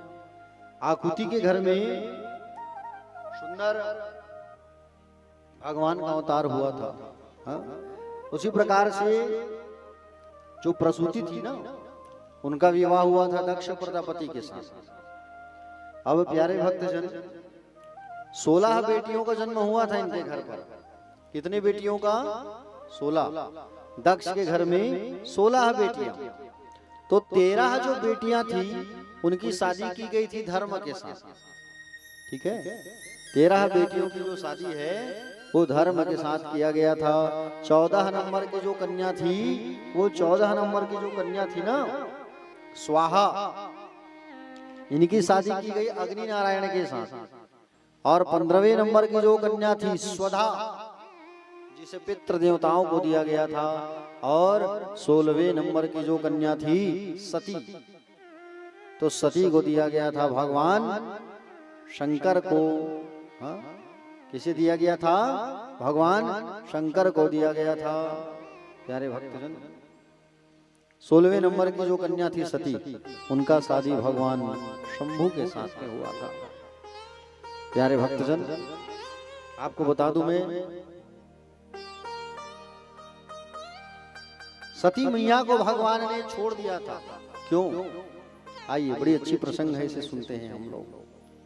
सती मैया और भोलेनाथ का जब विवाह हुआ, बढ़िया सुंदर विराजमान थी दोनों, जो है कैलाश पर रहा करते थे। एक बार शंकर भगवान और माँ सती जो है वृषभ पर सवार होकर के भ्रमण कर रहे थे। तभी अचानक देखा कि भगवान राम माँ सीता की खोज में दंडकारण्य वन में भटक रहे थे। वृषभ से उतर करके, पहले से उतर करके बाबा ने राम जी को प्रणाम किया। बोले मेरे आराध्य हैं, मेरे इष्ट हैं प्रभु, प्रणाम। सती मैया को शंका हुआ कि बोले एक नवयुवक राजकुमार को प्रणाम क्यों कर रहे हैं मेरे प्रभु, पूछे। तब बताया कि बोले ये मेरे आराध्य हैं, मेरे राम जो है। सती मैया जो है परीक्षा लेने आ गई रामचंद्र जी की। और सती मैया जब परीक्षा लेने आई रामचंद्र जी की ना, बाबा ने मना किया, बोले परीक्षा लेने मत जाओ, वो मेरे आराध्य हैं, मेरे राम। सती मैया नहीं मानी। सती मैया जो है सीता का स्वरूप बना करके गई है, सीता का स्वरूप बना के परीक्षा लेने के लिए, और भगवान के आगे आगे चलने लगी। छोटे भैया कहे, भैया देखो भाभी जो है आगे आगे चल रही है, भाभी जो है आगे आगे चल रही है। तो कहे, बोले वो भाभी नहीं है लक्ष्मण, माँ है। जाके प्रणाम किया, माँ। बोले आप जो है बाबा को साथ लेकर के नहीं आए, आप बाबा को साथ लेकर के नहीं आए, बाबा को क्यों छोड़ दिए? रामचंद्र जी जब ऐसा कहे तो मैया सती जो है जान गई, वाकई में ये माँ जो है, बोले राम जो है वाकई में राम है। राम जी से पूछा कि बोले प्रभु एक बात बताओ, हमारे जो स्वामी हैं वो आपकी पूजा क्यों करते हैं? इस पर रामचंद्र जी ने जवाब देते हुए कहा कि बोले एक बार की बात है माँ, बोले भगवान ने विश्वकर्मा से कहा कि एक नगर बनवाया, एक स्थान बनाया, वहां पर सुंदर सिंहासन रखा गया, बड़ा सा सोने का सिंहासन। सारे देवताओं को बुलाया गया और उस स्वर्ण के सिंहासन पर श्रीमन नारायण को बैठाया गया, विष्णु जी को बैठाया और अभिषेक किए, पूजा की और पूजा करके कह दिए कि आज से आप हमारे आराध्य। उस दिन से भगवान हमारी पूजा करते हैं और उस नगर का नाम कहा गया गोलोक धाम, जहाँ भगवान श्री कृष्ण रहते हैं, गोलोक धाम। प्यारे भक्तजन, सती मैया जब वापस आई ना तो बाबा ने कहा परीक्षा लिए थे तुम? क्या परीक्षा लिए? बोले मैं परीक्षा नहीं ली हूं, मैं तो प्रणाम करके वापस आ गई। भोलेनाथ जब आंख बंद किए ना और आंख बंद किए तो मालूम चल गया कि बोले गौरा जो है परीक्षा लेके आई है। उसी दिन से भोलेनाथ अपने मन से माँ को दूर कर दिए थे, बस तन से दूर करना बाकी है। एक समय की बात है, प्रयागराज में बड़ा एक आयोजन हुआ, जहां भी कुंभ का मेला लगा था ना प्रयागराज, उस प्रयागराज में बड़ा एक सुंदर आयोजन हुआ यज्ञ का। सब पधारे, वहां ब्रह्मा जी थे, भगवान महादेव थे और जैसे ही सब आ रहे थे तब प्यारे भक्तजन वहां पर जैसे ही सब आ रहे थे ना तो दक्ष जो है जब आया वहां तो सब लोग खड़े होकर के सम्मान किए, अरे दक्ष आया है चलो उठो। लेकिन भोलेनाथ अपने आंखों को बंद करके बैठे थे, साधना में बैठे थे वो, और साधना में जब बैठे थे भोलेनाथ उठ करके सम्मान नहीं किए। और भोलेनाथ जो है उठ करके जब सम्मान नहीं किए तब दक्ष जो है पूछने लगा, ब्रह्मा को प्रणाम किया दक्ष, क्योंकि ब्रह्मा उनके पिता हैं। पूछा, बोले इंद्र आदि से पूछा ये जो बैठा है वो कौन है? तब कहे ये जो बैठा है वो कोई दूसरा नहीं, ये आपका जमाता है। जमाता मतलब दामाद। बोले अच्छा, भूतों के साथ में रहने वाले के साथ में मैं अपनी बेटी की शादी कहाँ कहाँ कर दिया मैं, अरे पछता रहा हूं मैं, मुझे अपनी बेटी की शादी, सती की शादी इससे नहीं करना था, कहाँ कहाँ इसकी शादी में कर दिया, गलत हो गया। प्यारे भक्तजन, उसी समय दक्ष ने भगवान शिव को श्राप दे दिया कि आज मैं तुम्हें श्राप देता हूं, जाओ तुम्हें किसी भी यज्ञ में कोई स्थान नहीं मिलेगा, ऐसा कहा करके श्राप दे दिया। और श्राप जैसे ही दिया उसी समय बाजू में थे नंदी जी महाराज। नंदी जी ने दक्ष को श्राप दे दिया, तुम हमारे स्वामी को श्राप दे रहे हो, जाओ हम तुम्हें श्राप देते हैं। हम तुम्हें श्राप देते हैं कि तुम्हारा भी सिर कट जाएगा और तुम्हारे सिर में बकरे का सिर लग जाएगा। श्राप दे दिया। प्यारे भक्तजन, एक दूसरे को सब श्राप देने लगे। भोलेनाथ जी उठे और भोलेनाथ जो है उठ करके नंदी भृंगी आदि को लेकर के कहां चले गए? अपने कैलाश पर्वत चले गए। प्यारे भक्तजन, कैलाश पर्वत जैसे ही पहुंचे, बाबा भोलेनाथ तो इस बात को भूल गए, लेकिन ये दक्ष जो है इस बात को नहीं भूला है। ये सोच के रखा है कि मैं अपने दामाद से बदला जरूर लूंगा। और ऐसा सोच करके इन्होंने हरिद्वार के कनखल में एक यज्ञ का आयोजन करवाया। हरिद्वार के कनखल क्षेत्र में यज्ञ का जब आयोजन करवाया, प्यारे भक्तजन, कनखल क्षेत्र में जब यज्ञ का आयोजन करवाया ना, और जब यज्ञ का आयोजन हुआ तो यज्ञ में दक्ष जो है सबको बुलाया, यज्ञ का निमंत्रण पत्र छपवाया है, कार्ड छपवाया है और सबको निमंत्रण दिया, लेकिन अपनी छोटी बेटी सती को निमंत्रण इसने नहीं दिया। छोटी बेटी को निमंत्रण इसने नहीं दिया जानबूझकर, क्योंकि बदला लेना है ना, मेरा अपमान किया है वो भोलेनाथ जो है, शंकर जो है, ऐसा कह करके सबको कार्ड बांटा, लेकिन अपने छोटी बेटी को कार्ड नहीं दिया। सब लोग जाने लगे दक्ष के घर यज्ञ में, अपने अपने रथ पर सवार हो करके सब जा रहे हैं और रथ पर सवार हो करके सब जा रहे हैं, लेकिन कोई जो है चलो भोलेनाथ के घर के सामने से गुजर रहे हैं तो जाके बता दे, ऐसा नहीं। सती मैया ने नंदी से कहा, नंदी जाओ देखो हमारे नगर के बाहर सामने से कौन गुजर रहे हैं। बोले किसी की घंटी की आवाज आ रही है। तो जा करके नंदी जब देखा तो इंद्र जो है जा रहा था अपने एरावत पर बैठ करके इंद्राणी के साथ। नंदी जी ने पूछा, बोले महाराज कहाँ जा रहे हो आप? तब कहा इंद्र ने कि बोले दक्ष प्रजापति यज्ञ कर रहे हैं और यज्ञ कर रहे हैं उसी स्थान में हम जा रहे हैं। भाई क्यों, आप लोगों को नहीं बुलाए हैं क्या? बोले नहीं। अरे आकर के नंदिनी माँ सती को बताया इस बात को, माँ आपके पिता यज्ञ करवा रहे हैं, सब वही जा रहे हैं। अरे हम लोगों को नहीं बुलाया गया, कोई आमंत्रण पत्र नहीं आया, निमंत्रण कार्ड नहीं आया। सती मैया जो है दौड़ी दौड़ी भोलेनाथ के पास गई और भोलेनाथ के पास जा करके निवेदन करने लगी, प्रणाम करने लगी। भोलेनाथ के पास गई और जा करके कहने लगी, हे बाबा, हे स्वामी, आज मेरे पिता के घर पर यज्ञ हो रहा है, मुझे जाना है। इस पर भोलेनाथ कहे, सती देखो, जाओगी तुम तो केवल अपमान होगा वहां। तुम्हारे जो पिता है ना, वो जानबूझ करके मेरा अपमान करने के लिए ऐसा ढोंग किए है, तुम्हारे पिता वहां मत जाओ, बात को मानो। सती मैया कही, बोले मेरे पिता बहुत बड़े दायित्व में भी हैं, प्रजापतियों के अधिपति हैं, कामकाज में भूल गए होंगे स्वामी, बस जाऊंगी और सब अभी आए होंगे, इतना बड़ा कार्यक्रम हो रहा है तो सब वहां पहुंचे होंगे, सब मेरी बहन आई है, बड़ी बहन लोग आए हैं, सबसे मुलाकात करके आ जाऊंगी। सती बात मानो, तुम्हारे पिता जो है हम हमको जानबूझकर काटने दिए हैं, और मैके में जब तक कुछ काम होता है और जब तक निमंत्रण नहीं आता है नहीं जाना चाहिए। वो तुम्हारा मायका है और निमंत्रण कार्ड तो आया नहीं है, कैसे जाओगे?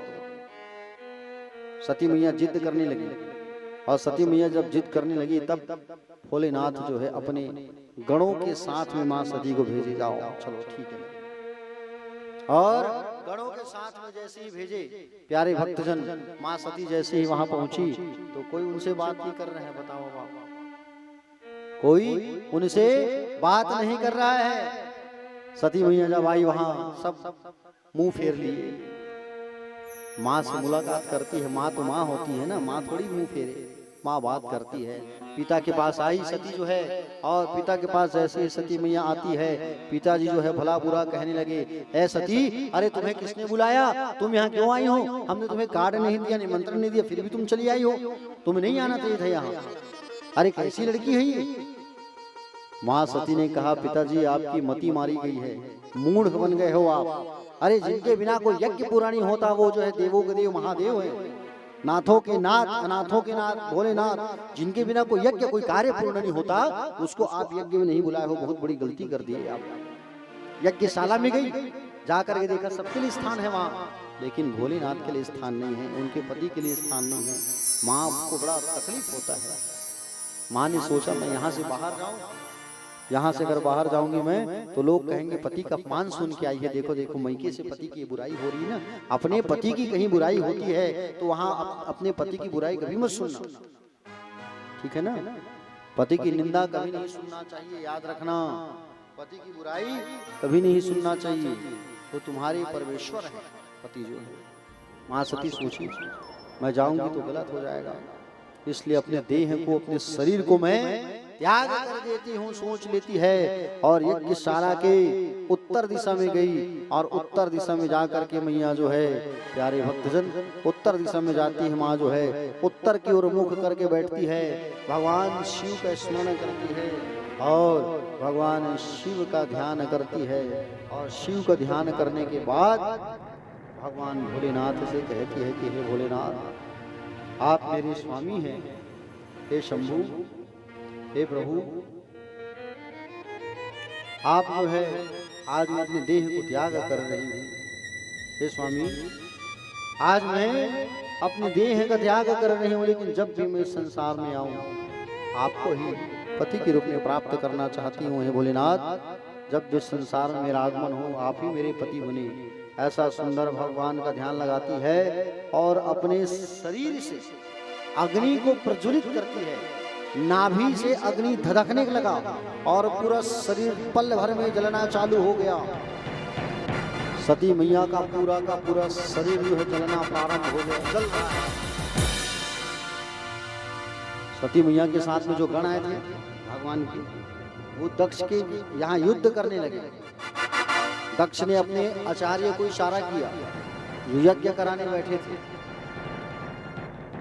यज्ञ कराने बैठे थे तो भृगु जी को इशारा किया, बोले गण पैदा करो यज्ञ से। यज्ञ में आहुति डाली तो यज्ञ से बड़े बड़े रिभुगण पैदा होने लगे और वो जो है नंदी भृंगी के साथ में युद्ध करने लगे। नंदी भृंगी के साथ में युद्ध होने लगा। उधर जाकर के नारद जी ने बाबा शंकर को बता दिया कि बोले हे बाबा, माँ सती जो है अपने देह को त्याग कर दी है, अपने तन को त्याग दी है, माँ का शरीर पूरा भस्म हो गया है, जल गया है और नंदी भृंगी के साथ वहां अत्याचार हो रहा है। नंदी भृंगी के साथ वहां अत्याचार हो रहा है। भोलेनाथ अपनी जटाओं को खोले और जटाओं को खोल करके बाबा जो है जैसे ही पटके जटाओं को, और जटाओं को जैसे ही पटकते हैं भोलेनाथ जो है, तो जटा जो है पटकते हैं तो वहां से वीरभद्र नाम का गण पैदा हो गया। और वीरभद्र जब पैदा हुआ तो वीरभद्र को आदेश किया कि हे वीरभद्र जाओ और जा करके उस यज्ञ को तहस नहस करके आओ, जाओ। वीरभद्र आया और वीरभद्र जब आ रहे हैं ना, भगवान शंकर के अंश हैं वीरभद्र। वीरभद्र जब आ रहे हैं तो काली घटाएं छा गई, तूफान आंधी, और वीरभद्र जब आने लगे प्यारे, जैसे ही पहुंचे सब डर गए, क्या होगा कैसे होगा। दक्ष जो है भगवान नारायण की शरण में चला गया, यज्ञ की रक्षा करो आप, और यज्ञ की रक्षा करो। तब नारायण ने मना कर दिया, बोले तुम शिव से द्रोह किए हो और शिव से तुम द्रोह किए हो, इसलिए मैं तुम्हारी यज्ञ की रक्षा नहीं कर सकता। प्यारे भक्तजन, वीरभद्र आया, जो सामने मिलता गया सबको उठा उठा के फेंकने लगा, मारने लगा, काटने लगा, मारने लगा, काटने लगा। दक्ष आया सामने तो दक्ष के सिर को काट दिया। यज्ञशाला में जो वेदियां बनी थी उस वेदियों को उठा उठा करके पटकने लगा। बताइए, वीरभद्र जो है सबको तहस नहस कर दिया। जितने देवता थे वहां, भाग नाम के जो देवता थे उसकी आंख निकाल लिए, कुखा नाम के देवता थे जो भगवान शंकर को जब श्राप दे रहे थे ना दक्ष, तब सब हंस रहे थे, जो से हैं उनके दांत को तोड़े हैं, जो आंख को दिखाए उनके आंख को निकाल लिए। भृगु ऋषि जो थे दाढ़ी पर हाथ रख करके हंस रहे थे जब भगवान शंकर को श्राप दे रहा था दक्ष, भृगु की दाढ़ी को काट दी। दक्ष भगवान के शंकर के जो ससुर है सामने, उनके सिर को काट करके मुंडी को यज्ञशाला में यज्ञ कुंड में डाल दिया। सब भगवान शंकर की शरण में जा रहे हैं, प्रभु रक्षा करो, रक्षा करो, रक्षा करो। सब बाबा भोलेनाथ की शरण में जा रहे हैं कि हे भोलेनाथ रक्षा करो, आप रक्षा करो हमारी। सब भोलेनाथ की शरण में गए हैं और भोलेनाथ की शरण में जा करके सब आराधना करने लगे, नमन करने लगे, विनती करने लगे भोले बाबा की। हाँ, हे कैलाश के वासी, आप हमारी रक्षा करिए, हे दया निधान, हे दीन बंधु, बाबा भूत भावन, हमारी रक्षा करो प्रभु। शंकर जी का सुंदर दर्शन किया सारे लोगों ने, आहा कितना सुंदर उनका स्वरूप भोले बाबा। शंकर तेरी जटाओं से निकली है गंगा धारा, कितना सुंदर भगवान का स्वरूप। सारे लोग आकर के भगवान शंकर की आराधना करने लगे। आओ हम सब मिल करके 2 मिनट भगवान शिव का ध्यान करते हैं, आराधना करते हैं। आइए, बोले भूत भावन भगवान की। शंकर तेरी जटाओं से, शंकर तेरी जटाओं में बहती है गंगाधारा, बाबा तेरी जटाओं से बहती है गंगाधारा। शंकर तेरी जटा से बहती है गंगाधारा, बाबा तेरी जटा से। शंकर तेरी जटाओं से बहती है गंगाधारा, शंकर तेरी जटा से बहती है गंगाधारा, बाबा तेरी जटाओं से बहती है गंगाधारा। बाबा तेरी जटा से बहती है घटा के अंदर, काली घटा के अंदर जूदामिनी उजाड़। शंकर तेरी जटा से बहती है गंगाधारा, भोले तेरी जटा से।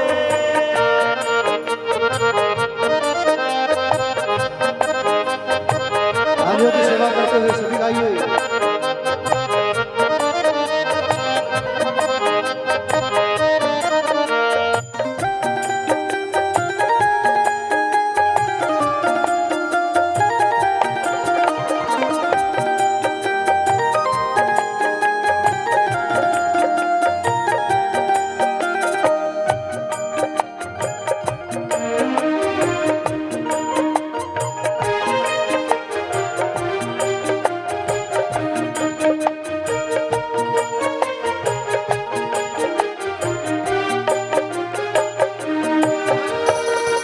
मुंड माल साजे शशि भाल में विराजे, गल मुंड माल साजे शशि भाल में विराजे। गल मुंड माल साजे शशि भाल में विराजे, गल मुंड माल साजे शशि भाल में विराजे। डमरू निनाद बाजे, डमरू निनाद बाजे, कर में त्रिशूल धारा शंकर तेरी जटा में बहती है गंगाधारा, भोले तेरी जटा में।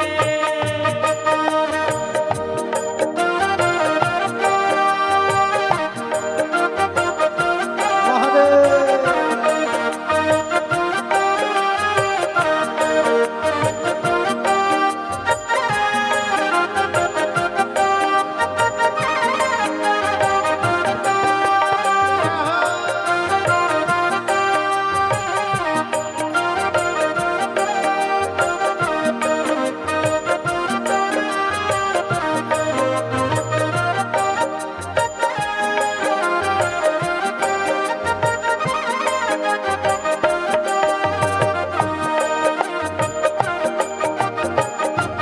जय हो।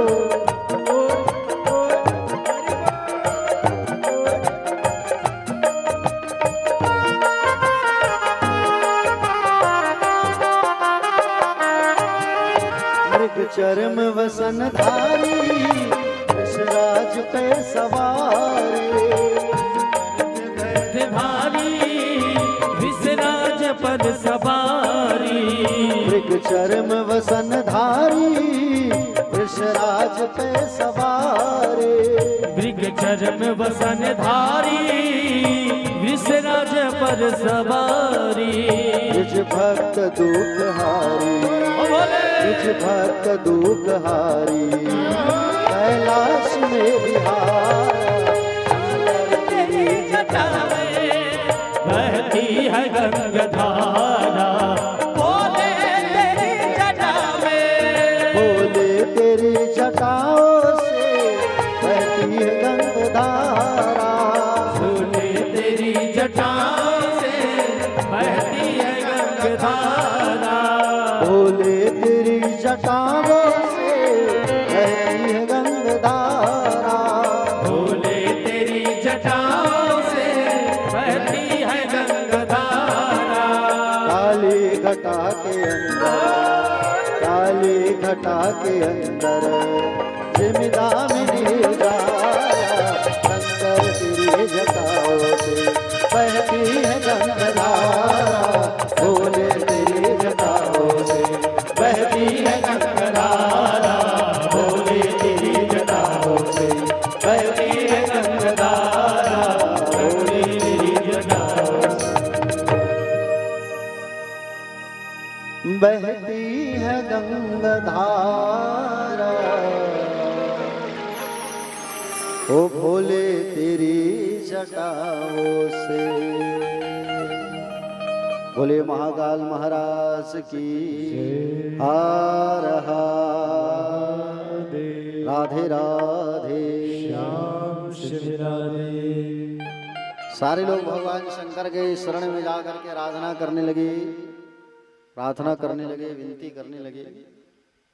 भगवान शंकर आए, जहाँ यज्ञ हो रहा था, वीरभद्र को शांत किया कि वीरभद्र तुम शांत हो जाओ। और वीरभद्र को शांत करने के बाद भगवान ने सभी देवताओं के जो हाथ, कान, दांत, आंख जो सब इधर उधर हो गए थे, सबको ठीक किया।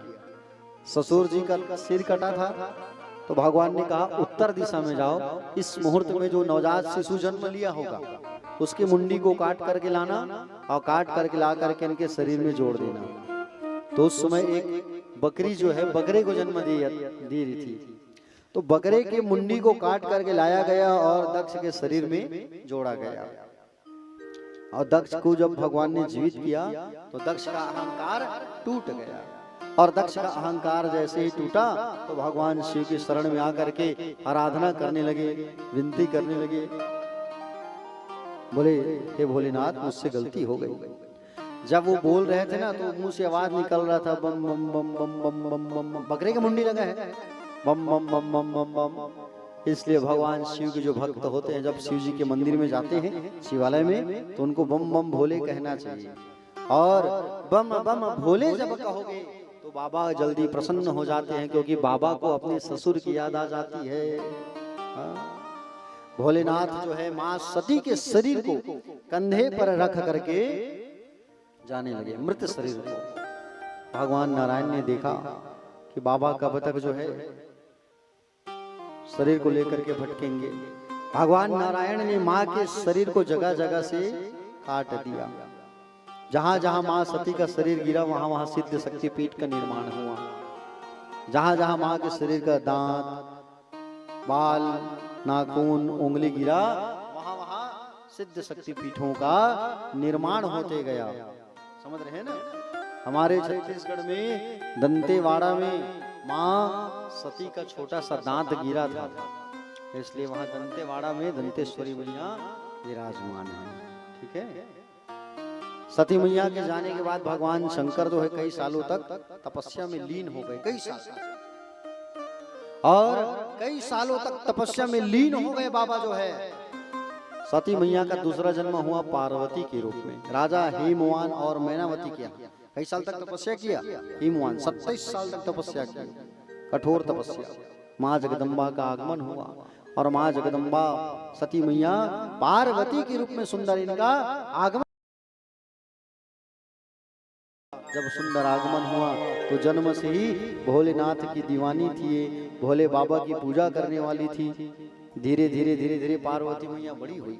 अब बड़ी जब हुई धीरे धीरे तो आराधना करने लगी, तपस्या करने लगी, निर्जला निर्जला व्रत करने लगी। जो आप लोग करते हो ना तीजा का उपवास, वो माँ पार्वती रही है हर तालिका को बाबा को प्राप्त करने के लिए। बाबा तो समाधि में लीन है, उठाए कौन? कामदेव को भेजा गया। कामदेव आया और कामदेव आकर के जब बाण छोड़ा, बाण चलाया तो बाण आकर के बाबा को लगा फूलों का बाण। बाबा भोलेनाथ जाग गए और जागे हैं तो तीसरा नेत्र खोल दिया कामदेव के ऊपर, कामदेव भस्म हो गया। सारे देवता दौड़े दौड़े आए बाबा की शरण में आकर के कहे बाबा आप विवाह कर लो, माँ सती का जन्म हो गया है पार्वती के रूप में। तो कहे मैं कैसे शादी कर लूं? पहले जाना पड़ेगा, रिश्ता का चर्चा करना पड़ेगा, भाई उनको चेक करना पड़ेगा हमारे अनुकूल है कि नहीं, हमारे लायक है कि नहीं, हमारे लायक है कि नहीं, चेक करना पड़ेगा, देखना पड़ेगा। तो प्यारे भक्तजन, सती मैया जो है पार्वती के रूप में सुंदर अवतरण हुआ है। सप्त ऋषियों को भेजा गया। किनको भेजा गया? सप्त ऋषियों को। और 7 ऋषि आए और माँ का परीक्षा लिए। और परीक्षा जैसे लिए सुंदर कहे कि बोले देवी भोलेनाथ को प्राप्त करना क्यों चाहती हो?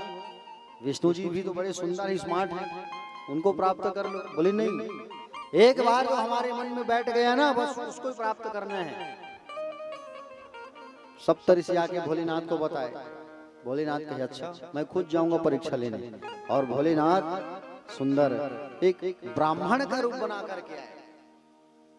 और ब्राह्मण का रूप बना करके आकर के कहे क्यों देवी किसके लिए तपस्या कर रही हो? भोलेनाथ को प्राप्त करना है। क्यों? पति बनाना है। अरे भोलेनाथ शमशान में रहने वाले हैं, तुम महलों की रहने वाली हो। तुम्हारे सिर पर मोंगरे का सुंदर माला है, गजरा है, हा? उनके सर पर सांप लटका है, हा? मुंड की माला है। तुम्हें मृदंग पसंद है, उन्हें डमरू पसंद है। तुम्हारी सुंदर सखी सहेलियां, उनके दोस्त यार शमशान में रहने वाले, उनके गण, हा? जोड़ी नहीं बनेगा, मत करो शादी। माँ पार्वती कही कि तुम शिव की निंदा कर रहे हो, मैं तुम्हें श्राप दे दूंगी अगर तुम शिव की निंदा करोगे। ऐसा कहा करके जल लेकर के श्राप देने के लिए तैयार हो गए। भोले बाबा प्रसन्न होकर के दर्शन दिए, मैं ही भोलेनाथ हूँ भाई, श्राप मत दो तुम, और तुम्हें आशीर्वाद देता हूँ कि तुम्हें मैं जरूर प्राप्त होऊंगा। नारद जी आए हिमाचल के घर पर और विवाह की बात छेड़े, और विवाह की बात को प्रस्ताव रखे। तब हिमवान ने कहा कि बोले भोलेनाथ तो कहे हैं सती के अलावा किसी को स्वीकार नहीं करूंगा। तब कहे सती ही आपके घर में पार्वती के रूप में जन्म ली है महाराज, विवाह फिक्स करो। और सुंदर विवाह को फिक्स कर दिया गया और विवाह फिक्स हुआ। प्यारे भक्तजन, शादी जो है फिक्स हुई और विवाह जो है फिक्स हुआ, और सुंदर शादी जब फिक्स हुआ तो अब सुंदर भोलेनाथ की शादी होने वाली है और भोले बाबा की सुंदर विवाह होने वाली है। पार्वती मैया जो है सजने लगी, धजने लगी। पार्वती मैया जो है सजने धजने लगी और उधर बाबा जो है अकेले बैठे हुए हैं। नंदी भृंगी कहे बोले बाबा आज आपको दुल्हा बनना है, आपको दुल्हा बनना है और आप तैयार हो जाओ। हा? तो कहे मुझे कौन तैयार करे, आप कहो तो हम आपको तैयार कर देते हैं, आप एक बार कहो तो सही। तब कहे बोले ठीक है चलो तैयार करो। और तैयार करने के लिए हो गए सुंदर। तो भोलेनाथ को तैयार करने लगे, शमशान घाट ले और गरम गरम चीता जल रहा था, राख। वहां के राख को ला करके पाउडर लगा दिए भोलेनाथ के शरीर में, मृग छाल पहना दिए, बाघंबर उड़ा दिए, मुंडों की माला। अब मोर पहनाना है तो सांपों का मोर, सांपों को मोर पहनाया गया। बोले नंदी बारात कौन जाएगा, बाराती भी तो चाहिए। तो आप चिंता ना करो। नंदी ने इशारा किया आओ, तो सब दौड़े दौड़े चले आए, भूत प्रेत गण सब तैयार होकर के बाबा की बारात जा रहे हैं। जितने देवता थे सब पहले ही दौड़ के चले गए हैं बारात। सबको पता है ना, नाश्ता वास्ता नहीं मिलेगा वहां, भूत प्रेत आ रहे हैं, कुछ पहले से सब पहुंच गए हैं वहां। मैना मैया जो है पार्वती की माँ ऊपर गई है छत पर, और छत पर जाकर के बारात को सुंदर निहार रही है, स्वागत कर रही है। जब विष्णु जी आए, और विष्णु जी जैसे ही आए तो विष्णु जी को दूल्हा समझने लगी। दूल्हा ये है? बोले नहीं। तो दूल्हा कौन है? दूल्हा पीछे आ रहा है। इंद्रदेव आए तो उसको दूल्हा समझने लगे, क्या ये है दूल्हा? बोले नहीं। और जैसे ही भगवान का सुंदर बारात आते देखा तो मैना मैया चक्कर खा के गिर गई, भूतों के साथ बैल की सवारी, बाप रे सांप लटक रहे हैं। नारद जी जो है मैया को कहे उठो मैया उठो, नारद जी से लड़ाई करने लगी। मेरी बेटी ने क्या बिगाड़ा था जो मेरी बेटी का तुमने घर बिगाड़ दिया, ऐसे जगह रिश्ता लगवा दिए तुम। बोले माँ वो कोई साधारण व्यक्ति नहीं है, भूत भावन भूतेश्वर भोलेनाथ। सब लोगों ने बाबा से प्रार्थना किया कि थोड़ा रूप को परिवर्तन करो बाबा, अच्छा दुल्हा बन जाओ। तब बाबा जो है अपने स्वरूप को सुंदर बनाए हैं। अब बाबा के सुंदर शादी होने वाली है। आइए हम सब भी विवाह की ओर आगे बढ़ते हैं और हमारे भी सुंदर पार्वती मैया का आगमन हो रहा है। और आप लोग एक बार जोरदार ताली बजा के स्वागत कर दीजिए।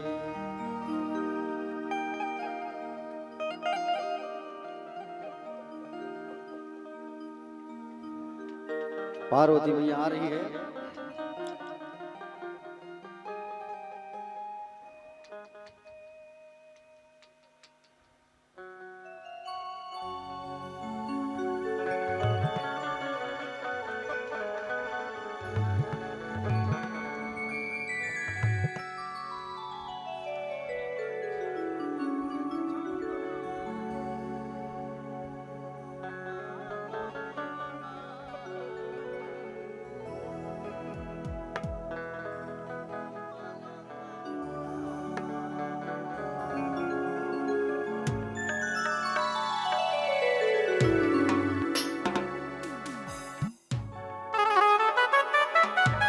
भोले बाबा को भी ले आइए, भोले बाबा को ले आइए।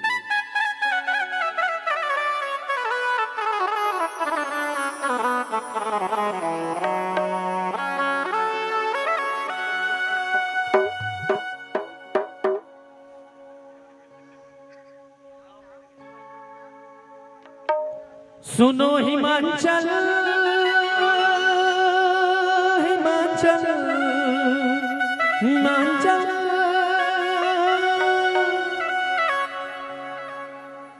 सुनो हिमाचल अब जिद छोड़ो, मान लो मेरी बात, गौरा तो जाएगी भोले बाबा के साथ।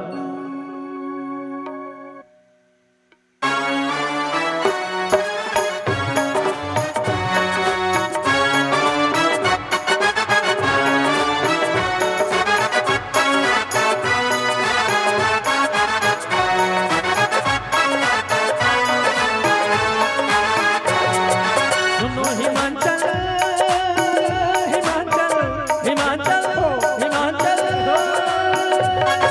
सुनो हिमाचल अब जिद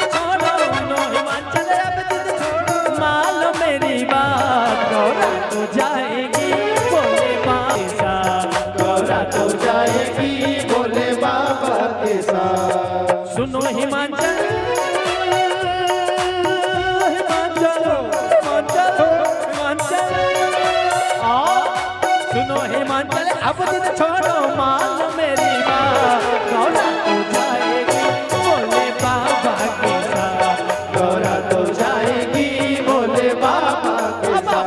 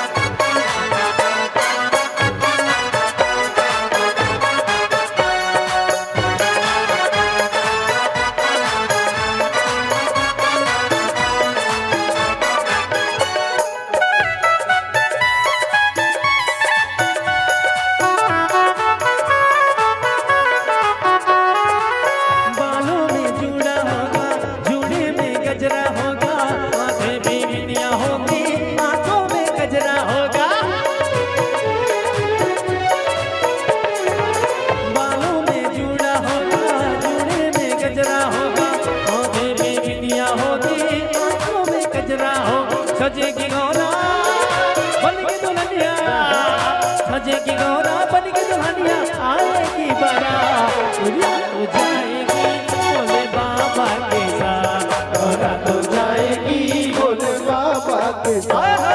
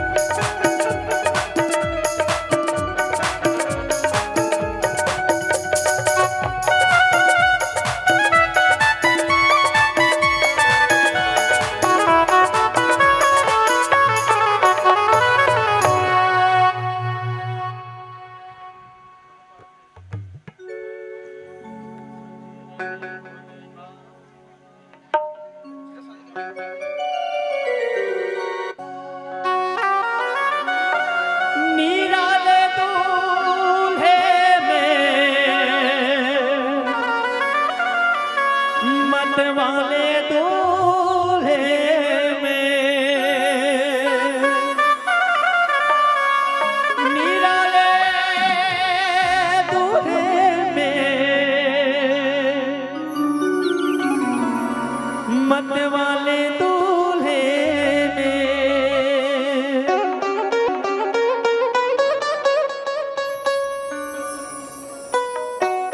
सजे रहे भोले बाबा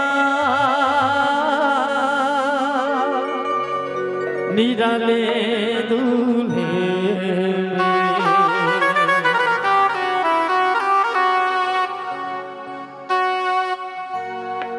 सजे रहे बोले बाबा निराले दूल्हे सजे रहे बोले बाबा निराले दूल्हे सजे रहे बोले बाबा निराले दूल्हे सजे रहे बोले बाबा निराले दूल्हे निराले दूल्हे में मतवाले दूल्हे में संग ले करके बुतों की बारात संग ले करके बुतों की बारात सजे रहे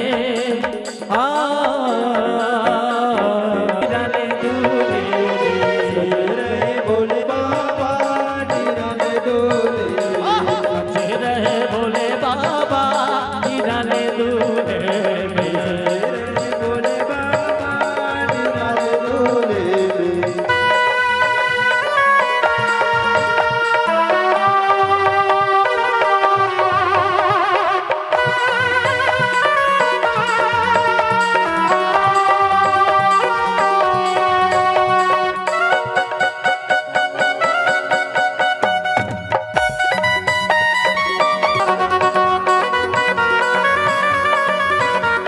भेष निराला ये भंग का प्याला ओढ़ी बिछाना गले में आना शीश पे गंगा मस्तक पर चंदा तेरे डमरू साले चले है ससुराल बैल पे सवार सीधी बोले होगे बैल पे सवार सजे रहे बोले बाबा निराले दूल्हे सजे रहे बोले बाबा निराले दूल्हे जगत के गुरु नहीं किसी के चले भाग बंधो जंगल में मंगल भूतों की बंधन हो आ गई है बंधन मैं भाग गई था लेकर के कट्ठा सब खींच रहे हैं वो सबका बंदा पी करके प्यारे हो गए रत वाले कोई नाचे गावे कोई ढोल बजावे और कोई बतावे कोई मुंह पिचकावे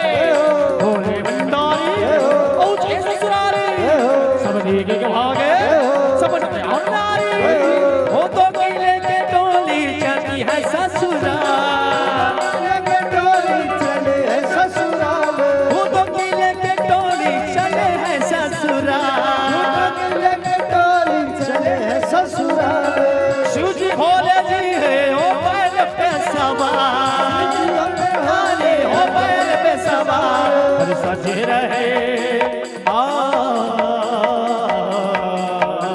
सजे रहे बोले बाबा निराले दूल्हे सजे रहे बोले बाबा निराले दूल्हे सजे रहे बोले बाबा निराले दूल्हे सजे रहे बोले बाबा निराले दूल्हे निराले दूल्हे में मतवाले दूल्हे निराले दूल्हे में बोले दूल्हे सजे रहे बोले बाबा निराले दूल्हे सजे रहे बोले बाबा निराले दूल्हे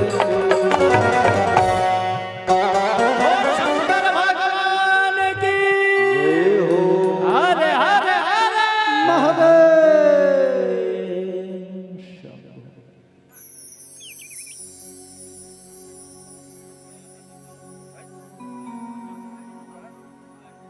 आइए तो छत्तीसगढ़ी परंपरा के अनुसार पहले चलते हैं चुलमाटी।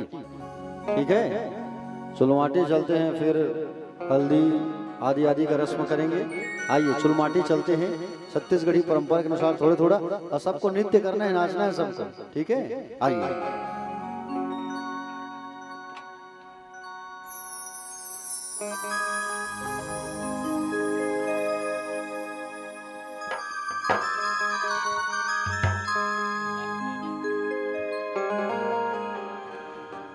ए तोला माटी कोड़ल नैया वैगा धीरे अहो धीरे धीरे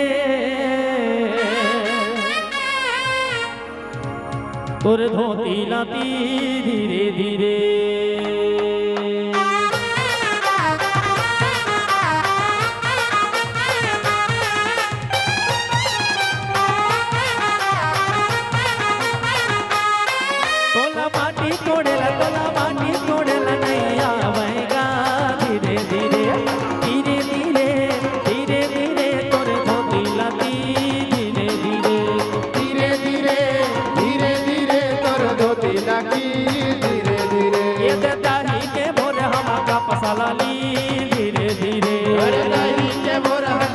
सरली धीरे धीरे तोला माटी तोड़ेला नैया बहेगा धीरे धीरे धीरे धीरे धीरे धीरे तोर धोती लाती धीरे धीरे धीरे धीरे अपन धोती लाती धीरे धीरे ओ धीरे धीरे तोर धोती लाती धीरे धीरे तोर धोती लाती धीरे धीरे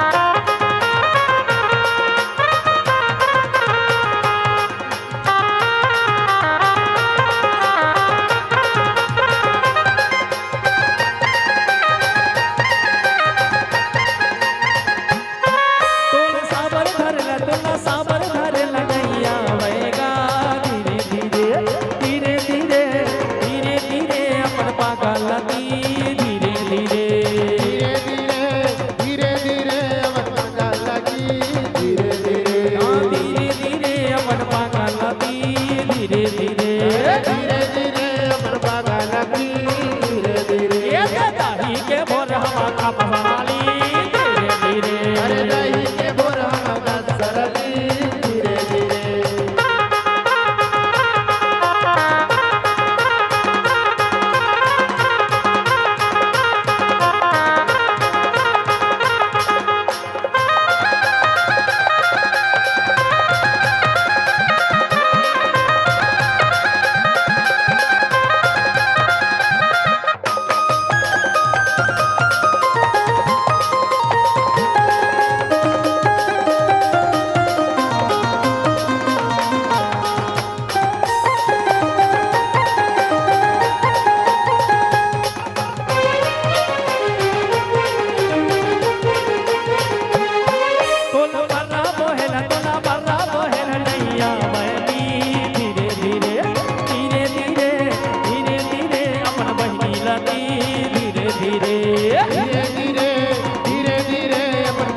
धीरे धीरे दाही के भोर हवा का पसाली धीरे धीरे दही के भोर हम सरली धीरे धीरे मन सही के खंडो कवाओ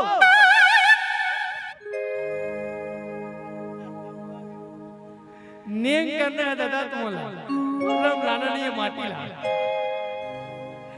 ले जल्दी आओ तोला माटी कोड़े नैया बहेगी धीरे धीरे धीरे धीरे तोरे बहिनी लाती धीरे धीरे धीरे धीरे तोर बहिनी लाती धीरे धीरे दे दाही के भोर हवा का पसाली धीरे धीरे दही के भोर हम सरली धीरे धीरे बाही के भोर हवा का पसाली धीरे धीरे दही के भोर हम सरली धीरे धीरे सारे सा गोनक दाई मड़वा छा भैले बो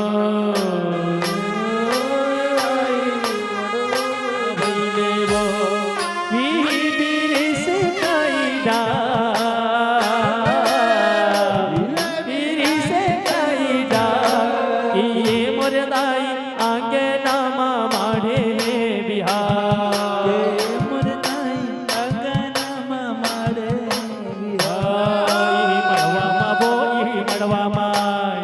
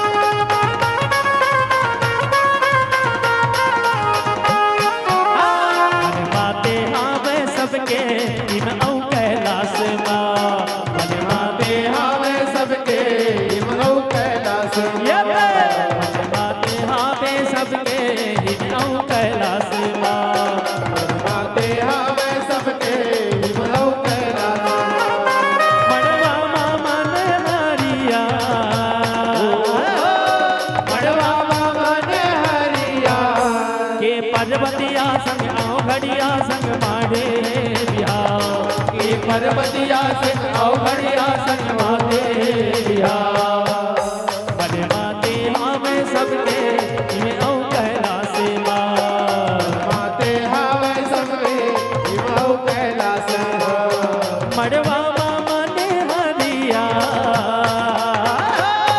मड़वा मामा ने हरिया ये मुरदाइया के नाम मारे बिहार ये मुरदाई मड़वा मामा रे बिहार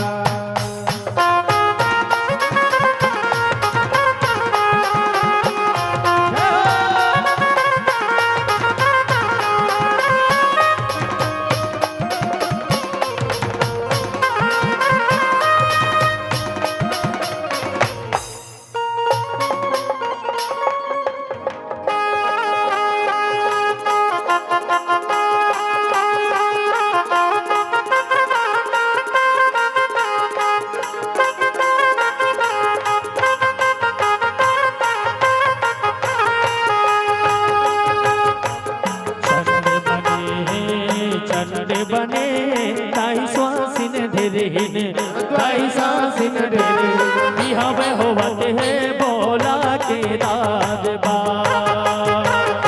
ये बिहावे होवत है बोला के दाद बा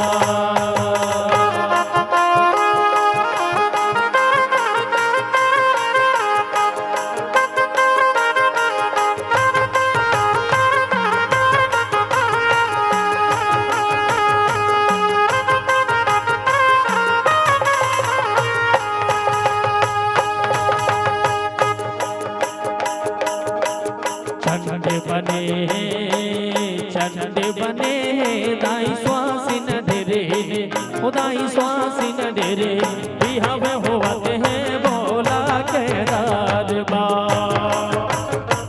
बिहावे होवत है बोला के दाद बा अंगे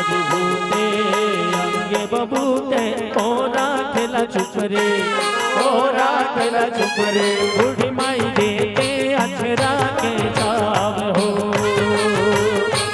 बूढ़ी माई दे के अछरा के छाव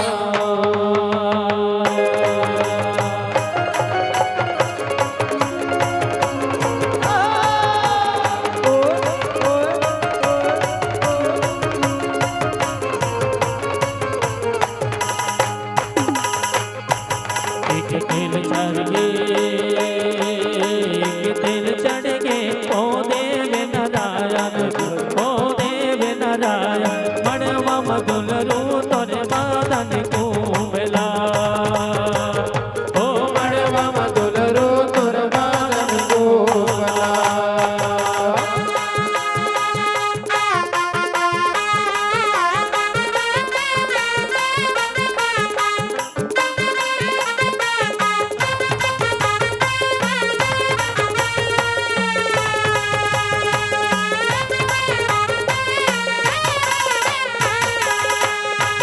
दिल चढ़ गे नाई दिन दिल चढ़ गे ओ दिन दिल चढ़ गे मड़वा मधुल रू तोरे बादन कुंभला ओ मड़वा मधुल रू तोरे बादन कुंभला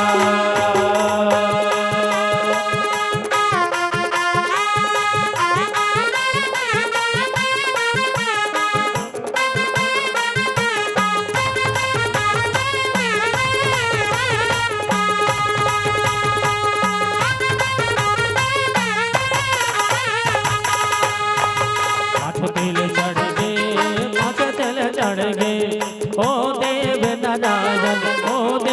नारायण मड़वा मधुल रू तोरे बादन कुंभला ओ मड़वा मधुल रू तोरे बादन कुंभला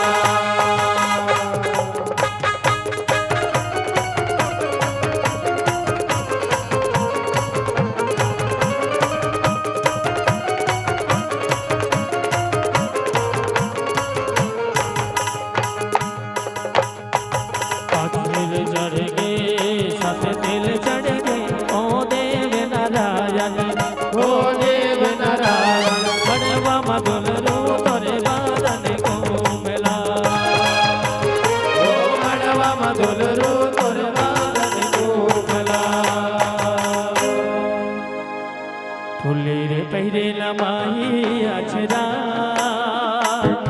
आओ मैं नाचा के झलक थोड़ा से। फुलेर पहिरेला माही करके मैं हा गावा तारा दरियाल संगी गवाई धरले।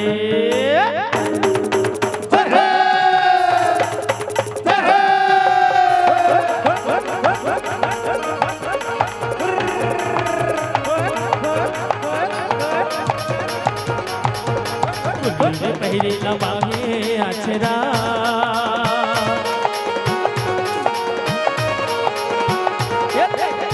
पहिरे लबाही घर के मैं बाबा तो दरिया रे संगी गवाही धर ले।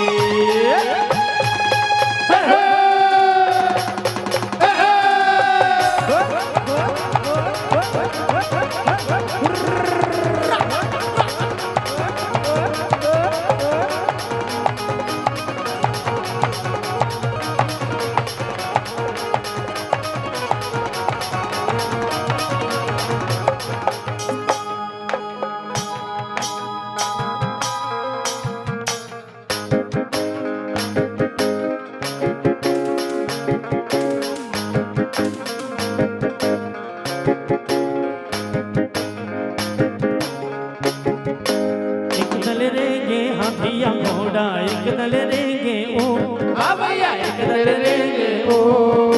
मड़वा नाचे चारों को भारी चमके चारों को भैया चमके चारों को।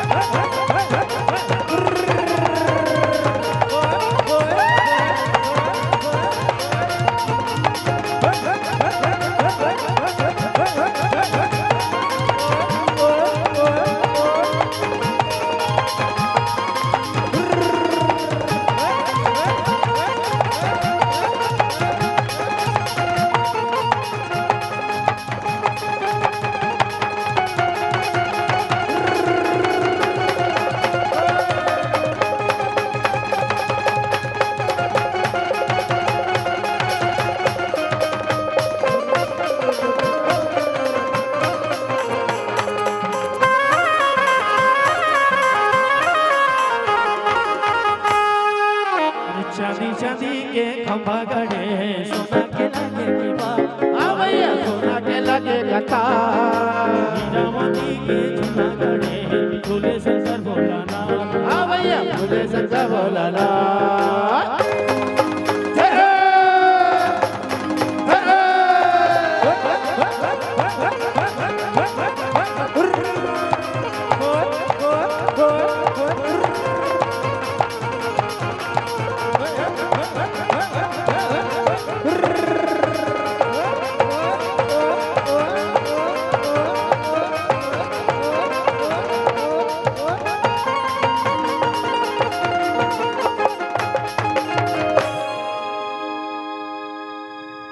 तरी हरि नाम रे नाना मोर सुवना तरी हरि नाम रे नाना ना।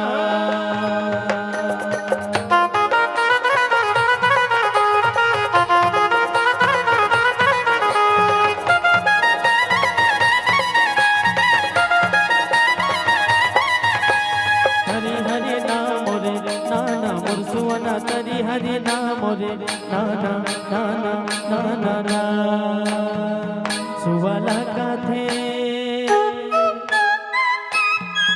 सुवाला काथे डालमा पतार बिहिमा सुवाला काथे डालमा मेरे बड़े बड़े सुवाला काथे डालमा पतार बिहिमा सुवाला काथे डालमा पतार बिहिमा सुवाला काथे। तरी हरि नाम रे नाना मोर सुवना तरी हरि नाम रे नाना नाना नाना हो। तरी हरि नाम रे नाना मोर सुवना तरी हरि नाम रे नाना नाना नाना हो।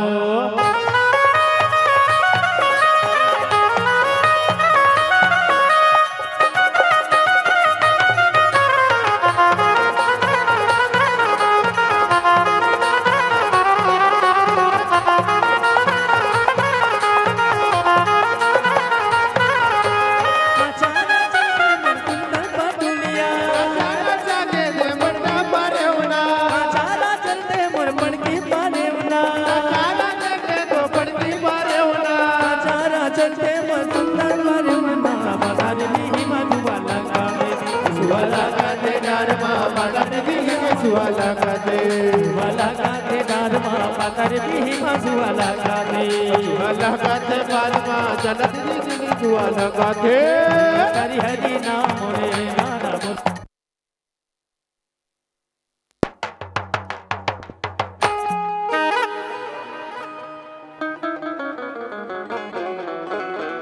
आइए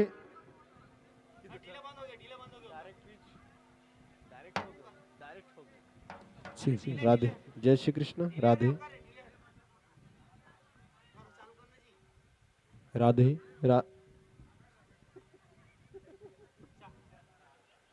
राधे।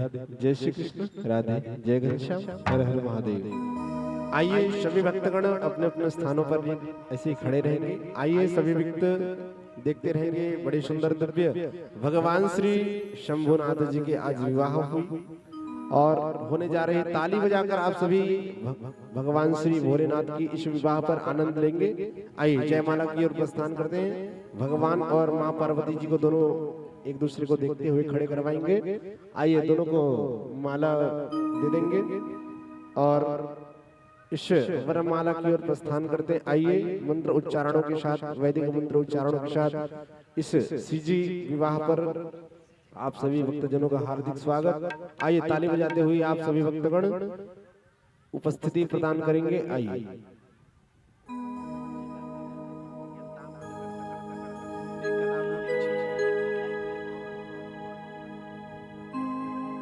बोल वृंदावन बिहारी लाल की जय।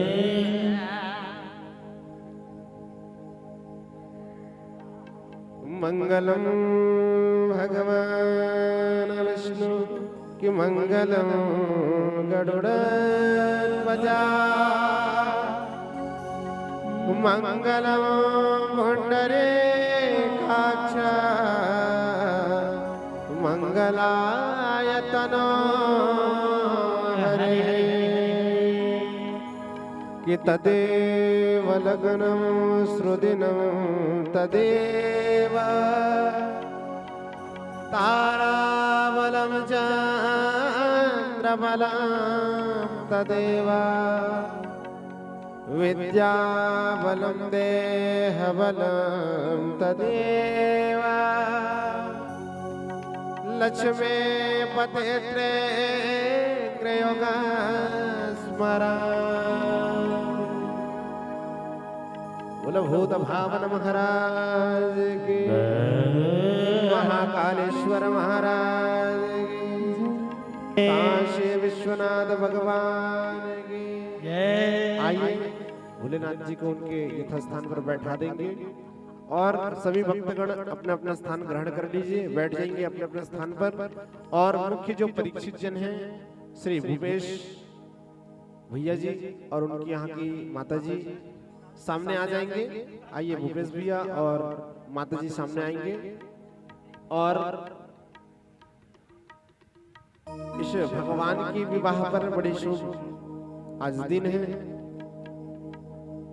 कल हम सभी डिस्टर्ब हो गए थे, परसों भी हो गए थे और आज वो घड़ी निकल के आई कि भगवान का आज शुभ विवाह की ओर प्रस्थान किए। तो सभी भक्तगण मुख्य परीक्षित जन जब इस विवाह पर भेंट करेंगे, न्यौछावर देंगे, तब तत्पश्चात आप सभी भक्तों को भी बारी बारी आना है और भगवान का पूजन करना है, अर्चना करना है।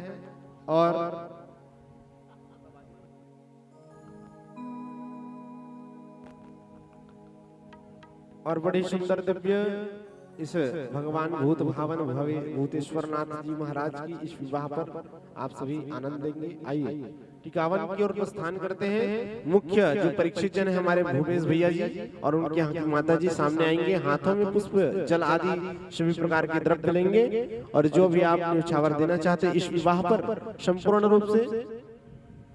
हाँ, और जो हमारे बड़े भैया जी हैं, बड़े सुंदर दिव्य भूपेश भैया के बड़े भाई जो कि द्वितीय परीक्षित बनकर बैठे हुए हैं, आइए माता जी के साथ आप भी उठ जाएंगे और आप भी संकल्प लेंगे, हाथ लगाइएगा कि बड़े सुंदर दिव्य इस भूत भावन भगवान श्री भूतेश्वर नाथ जी की विवाह पर आप कन्यादान का संकल्प करेंगे। माता पार्वती को आप भोलेनाथ के हाथों पर सौंपेंगे और हाथ रखेंगे, बोलेंगे ओम। हाथ लगा लीजिए बड़े भैया जी, बाबूजी हाथ लगा लेंगे। आइए बोलेंगे ओम विष्णु विष्णु विष्णु हरि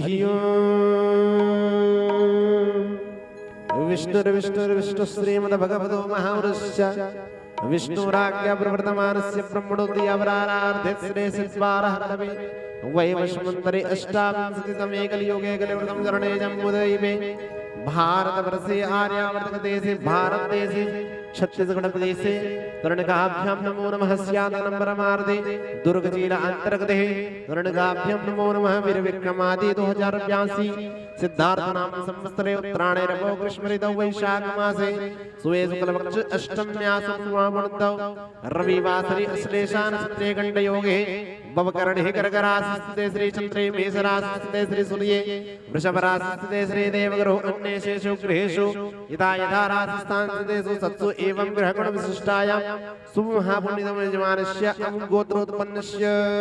भूपेश भैया अपना नाम लेंगे, आप बड़े भैया भी अपना नाम लेंगे और गोत्र का नाम लेंगे। अपने अपना गोत्र का नाम लीजिए। आप लोग जिस मनोकामना से आप लोग यहाँ पर भागवत करा रहे हैं ना, उसका उच्चारण बोलेंगे। पितृ मोक्ष प्राप्ति मन में उच्चारण करेंगे ना कि पितृ मोक्ष हेतु हम आज श्रीमद् भागवत ज्ञान अनुष्ठान की यह सप्ताह दिवसीय कथा श्रवण करने जा रहे हैं। इस उपलक्ष्य पर बड़ी सुंदर दिव्य भागवत भगवान के इस विवाह पर द्वितीय दिवस पर भगवान श्री भोलेनाथ जी की विवाह पर आज हम कन्यादान करने जा रहे हैं। हमारी संपूर्ण मनोकामना पूर्ण हो ऐसे मन में उच्चारण कीजिए आप लोग। और आइए मेरे साथ आप दोनों बोलते जाएंगे, बोलेंगे कायिक वाचिक मानसिक संसारिक चतुर्विध पुरुषार्थ फल प्राप्ति कामः मम सह परिवारस्य कल्याण हेत्वर्थे विद्या बुद्धि लाभार्थे धन धान्यादि प्राप्ति कामः अप्राप्त लक्ष्मी प्राप्त्यर्थम प्राप्त लक्ष्मी चिरकाले संरक्षणार्थम लोकेयां राजद्वारेयां सभायां सर्वत्र विजय प्राप्ति कामः मम धर्मार्थ कामार्थ मोक्षार्थ चतुर्विध पुरुषार्थ संपूर्ण फल प्राप्ति मम इष्ट कुल पितृ देवी देवता भ्यो कृपा प्राप्ति कामः संपूर्ण पितृ मोक्ष प्राप्ति हेतु श्रीमद् भागवत ज्ञान अनुष्ठान नवदः भक्ति याम सप्ताह दिवसस्य पूजनस्य संपूर्ण फल प्राप्ति मम पितृ दोष पितृ कृपा प्राप्ति कामः अहम करिष्ये। सामने पात्र रखा होगा आपके, यादव जी मार्गदर्शन करेंगे हमारी। हरि ओम जज्जागतो दूरं दयति दैवं तदुस्पृश्य तथैवैति दूरं गमञ्ज्योति घञ्ज्योतिरे गन्धनमेव नः शिव संकल्पमस्तु संकल्पं संसिद्धिरस्तु मम यजमान कल्याणमस्तु सुखशान्तिरे भवतु। बोल वृंदावन बिहारी लाल के, काशी विश्वनाथ भगवान के।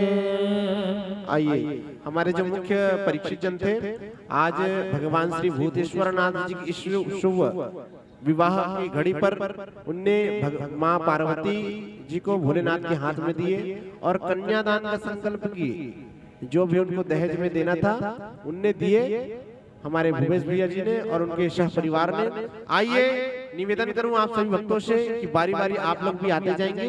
बाहर से जो आए हुए हमारे भक्तगण हैं और भूपेश भैया के जो परिवार वाले हैं वो बारी बारी आते जाएंगे, पूजन करते जाएंगे। और जो भी आपको इस भगवान श्री भूतेश्वर नाथ जी की शुभ विवाह पर जो भी आपको न्यौछावर देना हो, वहाँ भगवान का प्रणाम करके पूजन करके वही न्यौछावर सामने में ही छोड़ देंगे। आइए बारी बारी आते जाएंगे। बड़ी दिव्य सुंदर गीतों के साथ हम सभी आनंद लेंगे। आइए जय श्री कृष्णा, जय राधे, जय घनश्याम, हर हर महादेव। बोलो वृंदावन बिहारी लाल की जय।